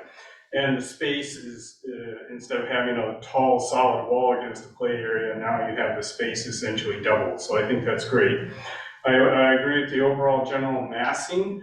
And I think the notch in building A, which is a prominent notch, in the cut corner on building B, which is on the northwest corner of building B, reduces the length of those 2 masses and creates a nice pattern. I think the pedestrian walkway is very important, and it's great to connect to the market from actually our front door. Christie Avenue Commons aligns with that walkway. And vehicular drives off 59th Street, very sound idea to have those 2 there, so there's only 1 curb cut on Christie Avenue for building A, which it has to be. The roof terraces on the buildings along Christie is great. They'll mitigate the mass. They will need, I think, and I'd suggest having glass screens for wind because I've had a lot of experience with roof terraces. But the key comment I wish to make is, criticism I wish to make is that along Christie Avenue, the buildings are 5 and 6 stories, except for PPP, which is of course set well back from the street. There is a 7-story building on Shell Mound, but the neighborhood is lower. So 8 stories is a definite height jump. And secondly, Christie Avenue Commons, all of our units are loft units that are very narrow, and we get our light from skylights above. So the light or shadows cast by these buildings is a critical factor. And secondly, the height along Christie Avenue, I think, is also a critical factor. So I suggest that the buildings mitigate that mass by dropping down from 8 to 7. It would only lose 5 units. That I think would really make a big difference on the light that we would be able to gain into our building, and secondly would create a better scale along Christie Avenue. And so in line with that, I would request that the architects do shadow studies and check this out, and also do renderings that show both sides of Christie Avenue so that we can see how that scale is handled. But I commend the architects. I think there are many good points in this scheme. Thank you. So shall we take the attendee in the Zoom meeting next? Chair Design? Sure. Okay. This is Carrie Walski. I will ask her to unmute. Thank you. Hi, yes. I am a homeowner at Pacific Park Plaza. I've owned a home there for about 18 years. And I live out of state at the moment, so I'm sorry I couldn't be there in person tonight. And I may be stepping in sort of late for this type of question, but I just recently found out about this project. And I am wondering what type of studies have been done on the impact of traffic flow, parking, and property values for the existing homeowners and residents along this corridor on Christie Avenue, to make sure that we're protecting in addition to, I understand the need for affordable housing. So in addition to looking at providing that, looking at protecting the existing homeowners who've already invested in the city of Emeryville.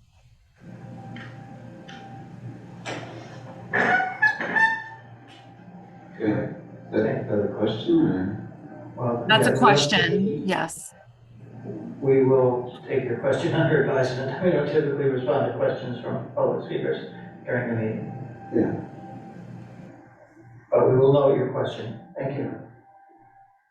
Did you have anything further? You have another minute and a half. Okay, yes, I guess I would just like to request that if there have not been studies done on the effects on, I understand the density, that all bets are off on density apparently in the city of Emeryville, and was listening to the entire meeting. So I'm just, I would like to request that if it hasn't already been done, that the study, some kind of studies be done on parking, traffic flow, and property values for the existing homeowners. All right, thank you. Any other concern? Yes, there are 2 online speaker cards, which I will read now. They also get timed at 3 minutes rather. The first is Lisa Findley at 6019 Christie Avenue. I am a homeowner and resident of the Christie Avenue Commons building immediately across Christie Avenue from this proposed project. I'm also a professor of architecture at the California College of the Arts. It is so great to see this lively proposal for more affordable houses in our neighborhood and to see the long abandoned construction site across the street from us finally being used. It is wonderful that one of the best housing architects in the country, David Baker Architects, is designing the project for Emeryville. In general, I am supportive of the project, but have one major and a handful of minor concerns. My major concern is the height of the street wall the building makes along Christie Avenue. Because it has no setback, it will loom over the street. The 8-story, 90-foot tall wall is a big shift in height, especially between 59th Street and the north edge at the park. I urge the Commission to consider reducing the height of the units along Christie Avenue, buildings A and B, to 6 stories. This need only be 1 unit deep, and the buildings can then stepping up to 8 stories away from the street. Total of 10 units lost with this strategy. Scale issues aside, the height along the street has 2 other direct impacts on us here at Christie Avenue Commons. One of the first loft conversion projects in Emeryville.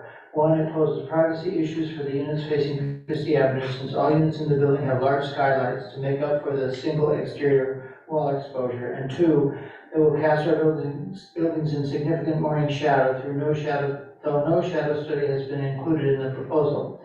A few other concerns, a couple of concerns about the exterior treatment of the building, the courtyard elevations, and the elevation along Market Drive to the east along the public market are undercooked and boring. While it is great to see the variety employed on the west and north side, these other elevations are also highly visible, and if cast on the park in particular, if Market Drive becomes pedestrianized, as current conversations suggest, heavily used, no elevation shown for the south side of the building. What is the current status of the proposals on this edge? Bikeway, or concerned about the shadow cast on the park, in particular the play area in the afternoon? No shadow study included in the proposal. Concerned about street parking and impingement on Christie Avenue, reserved parking by limited parking in project. Don't expect any design concessions here, but perhaps the city could help with initial enforcement measures.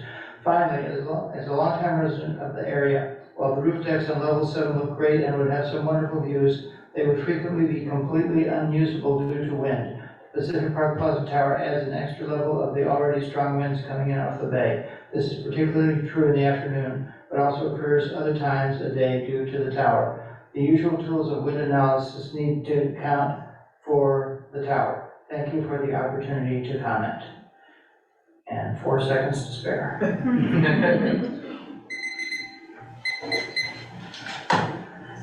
And the next comment is from Nick Ribaldo, R-I-B-A-U-D-O, at 6015 Christie Avenue.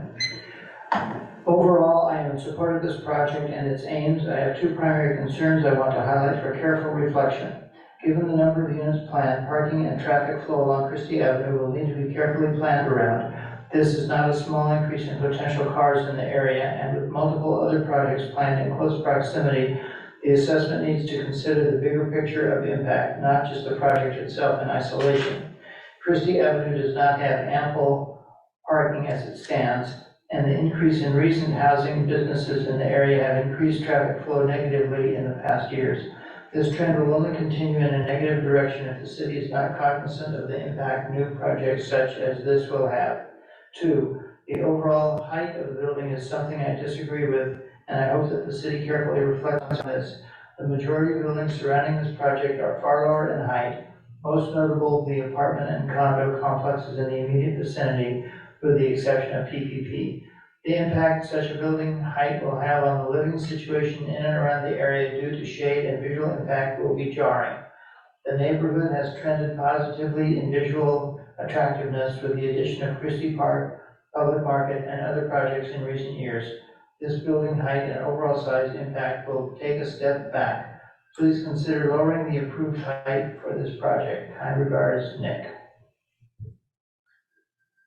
Okay, that's all the speakers. Let me just double check. Looks like there's no more speakers in the room. There are no more raised hands among the Zoom attendees. And I'll make a final check with my email. I do not have any further public comments on my speaker cards.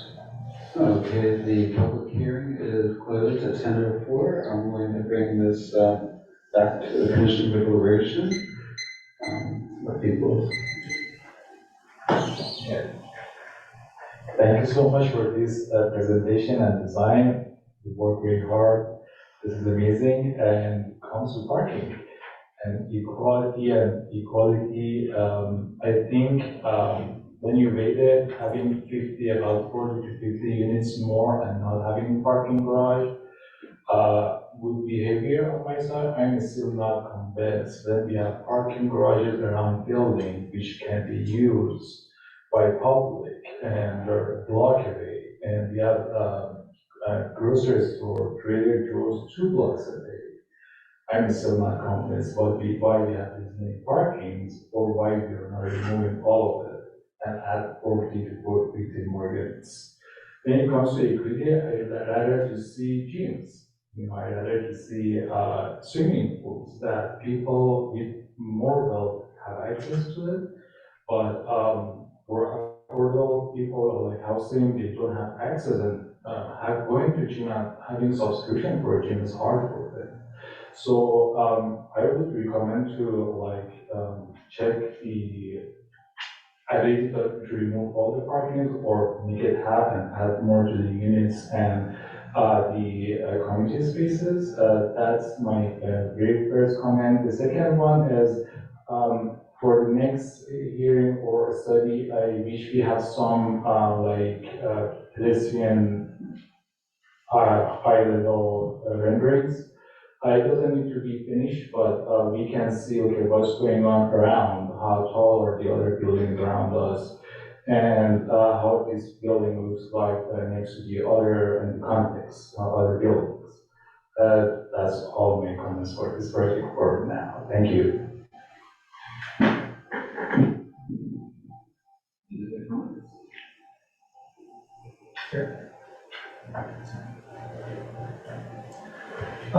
I'd like to thank everyone for the presentation again. This is a very exciting project to be looking at.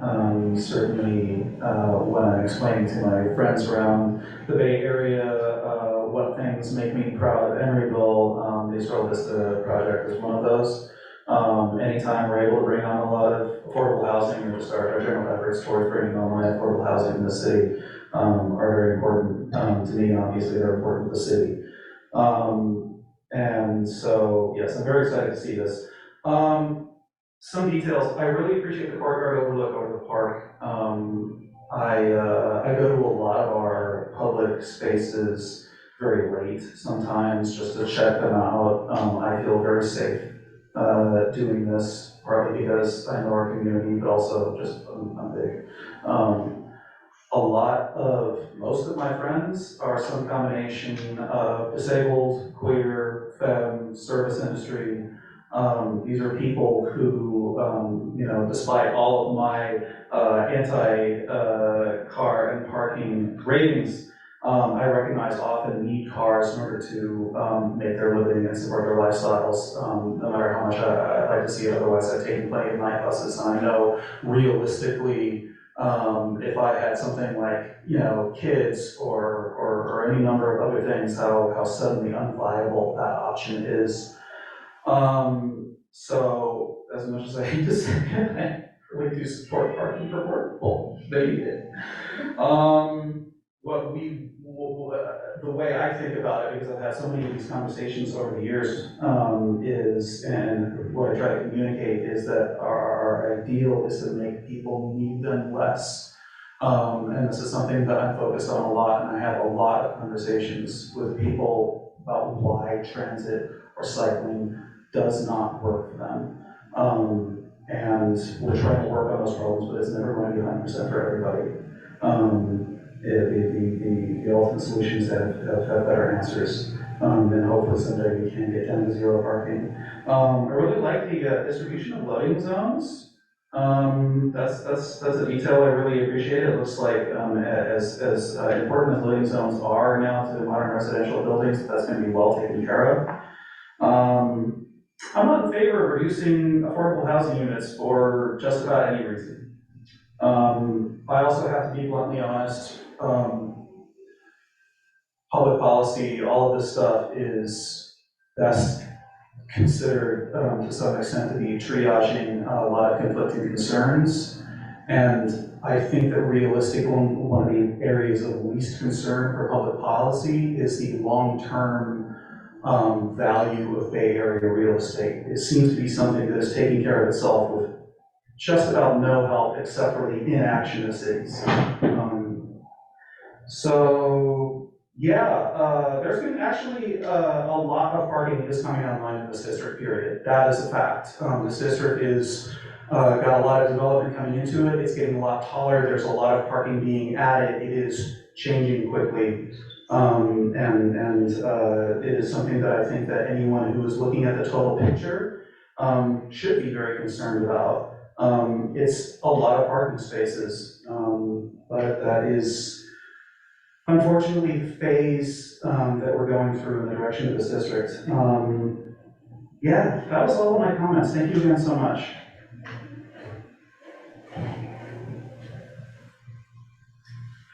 Thank you, Mr. Chair.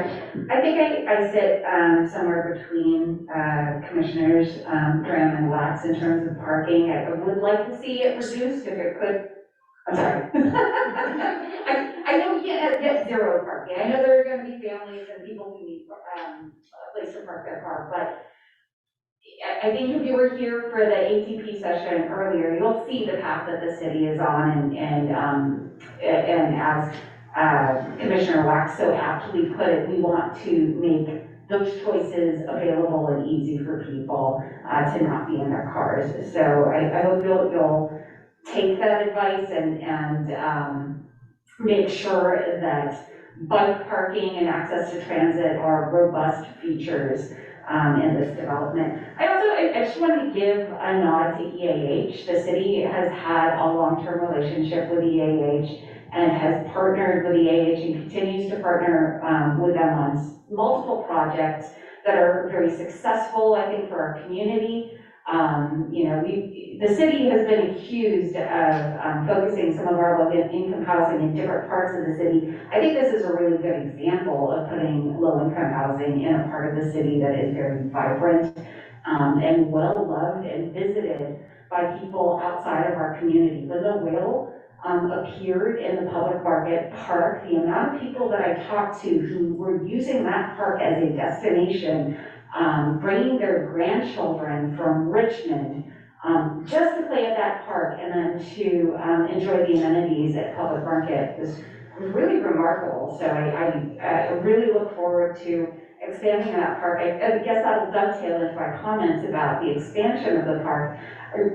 When this comes back, I really do hope that you bring back examples of how a multi-use court can be used, because the last thing I want to see is a bunch of really beautiful paint where no one is hanging out or the area is just, neglected. I would love to see, whenever an architect comes into council chambers with a rendering with like 50 people in a small space, I want to see those people, right? And there have been a few times where I have. One example is at Bay Street where they have redone all of the restaurants. They've done a really good job of what was previously an underused and very windy space, and brought a lot of people to that area and really activated it. And speaking of wind, they put up these glass windscreens, which I hope you will consider for the balconies on all three buildings, because they really, as a user of that space, those have made a difference. I don't know if other people have noticed that too.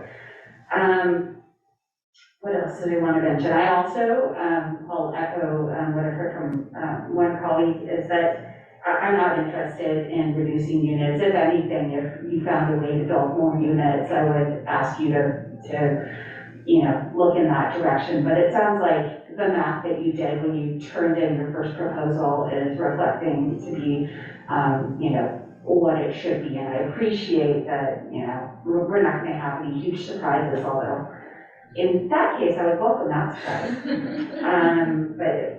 And I also, the last thing I'll mention is I had the opportunity to spend some time in Rome this summer, and who knew, but they've got like 15 outdoor cinemas where people start watching movies at 9:15.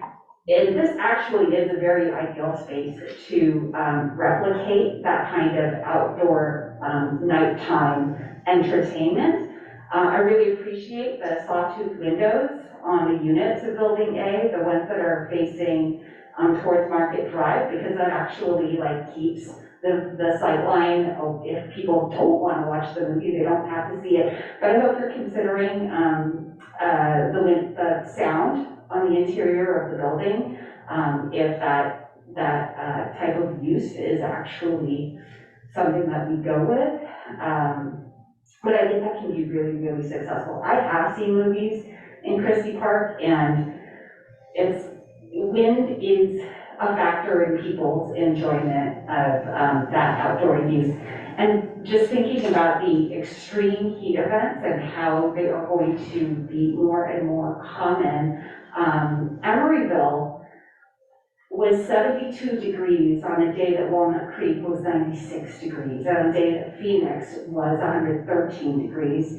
This is a place where we shouldn't be limiting how many people can come to our community and live in this community, because it's going to be it's going to be a health factor, quite honestly. So the more people who can be enjoying these outdoor spaces, these public spaces, spaces where they're not intended to shell out a ton of money to be with their neighbors in a pleasant space, I think this is a huge amenity.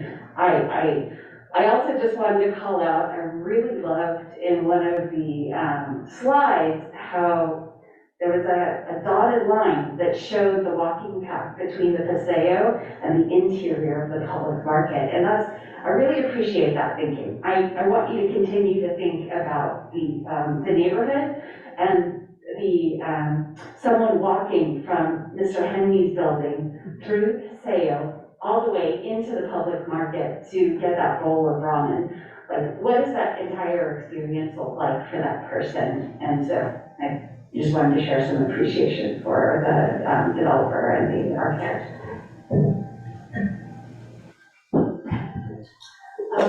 In general, I feel very excited about this project. As an architect, I always really like very vibrant design, very modern design, which this project is a very good, high quality, very good design. And also, I really like how they break up the massing. They separated the three building and then provide more access from Christie Avenue to Market Drive, which can activated the Market Drive. I hope to see more renderings or model 3D perspective to see how the building massing compared to the existing buildings around it. And I would love to see a 3D perspective from the Market Drive entrance to looking towards the Christie Avenue through the pedestrian facility. That would be very nice. Thank you. Thank you. I'm not going to say too much new, just that I really appreciate so many aspects of this design. I can see a lot of thoughtfulness in it. I think next time we see it, I think we will see it again. I'd love to hear more about how your experience at Estrella Vista is impacting this design. So parking decisions, for example, amenities that residents are appreciating or not appreciating. I don't really have a view on that right now, and I just would love to hear that, how that comes across the two projects. I love this part of Emeryville. I think it's such a go-to for a wide range of people, including families. It's got everything you need. It's got flexible food options, low-cost food options, great outdoor amenities, opportunities for people to socialize, and it makes me so excited that we're going to get to share this with as many new residents as possible, especially families.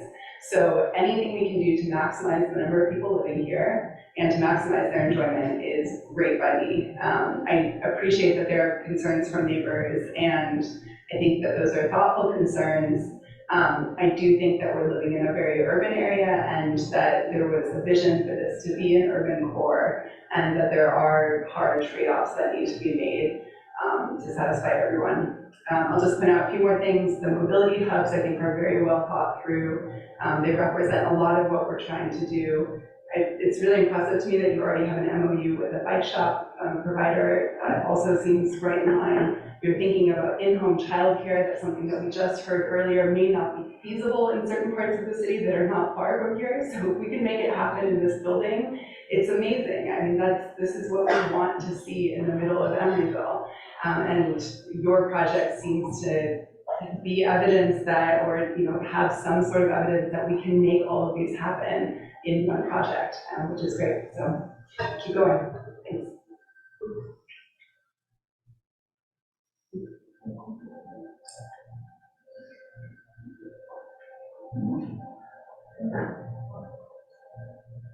So about the screen and the movie things that you're doing there, please study it well and better before proposing it next hearing, because I think the place that you shown in San Francisco, I live next to that place.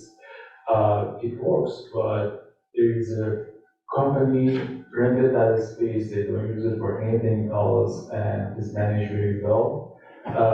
It's very nice, I have used it a couple of times, but I'm not sure how you can mix it with the proposed multi-use purpose space here. So study that better. And the other thing is, somebody talked about pickleballs.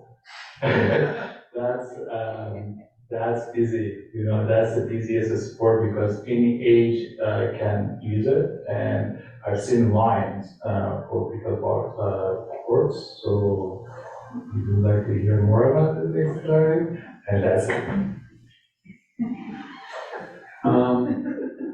I'll say I think this is a very exciting project. I think it has a really nice synchronicity to be able to add to and leverage off the park. I think an affordable housing complex to have great outdoor spaces for people to experience things in, also build community. I think it represents growth of kind of a pedestrian experience in a neighborhood that's slowly, a mixed-use residential neighborhood that's slowly getting filled in, and this is definitely a big step in that direction. I like it very much.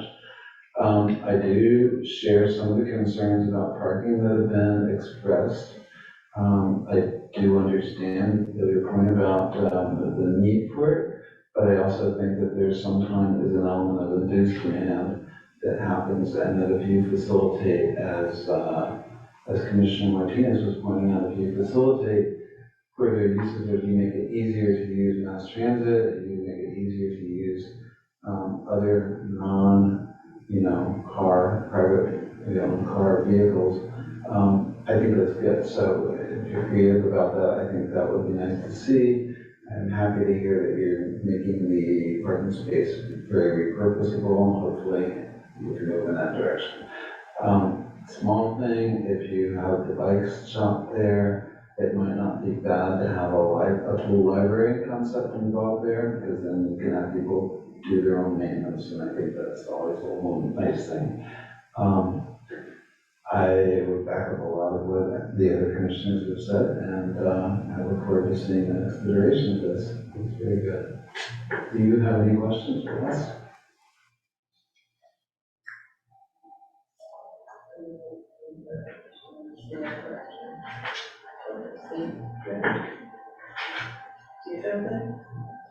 I think we've gotten the direction we were looking for. We all took lots of notes. So thank you for your thoughtful comments. Okay, thank you very much. Okay, I think that takes us to commissioner comments. Okay. So this is my first planning commission meeting as a planning commissioner, and I really enjoyed this. I really wanted to express my gratitude and my excitement to be served for our community, and I'm very grateful to have the opportunity to learn from all of you. And also I want to thank for Charlie and all the city staff to help me during the orientation and onboarding process. Thank you very much. You're welcome. Yeah, I just wanted to say, Charlie, whenever I talk to someone who's lived around here for a long time about living in Emeryville, they say how much it's changed so much, and you have been there through. I'm actually not sure what the city looked like before you got here, but They did it all. thank you for that. It really hurt. Beverly, thank you so much for your service. It's been great working with you, and I know everybody here appreciates you a lot. Thank you, Jordan, I appreciate that. We're gonna get an opportunity to do this again, right? Yeah, you can just beat me up for another month. Okay, we're gonna put together more thoughts around on this, because I think I'll probably have some lengthy comments, because I've known you for long. But I also wanted to take an opportunity, if you'll indulge me, Mr. Chair, that in thanking our previous chair, Zoe Chafe, who was just brilliant at the job, as I have to say, and I'm so grateful that she chose to stay on commission and reapply for another term, because her input has been really invaluable, and you've just been such a great addition to this group. Appreciate that, thank you.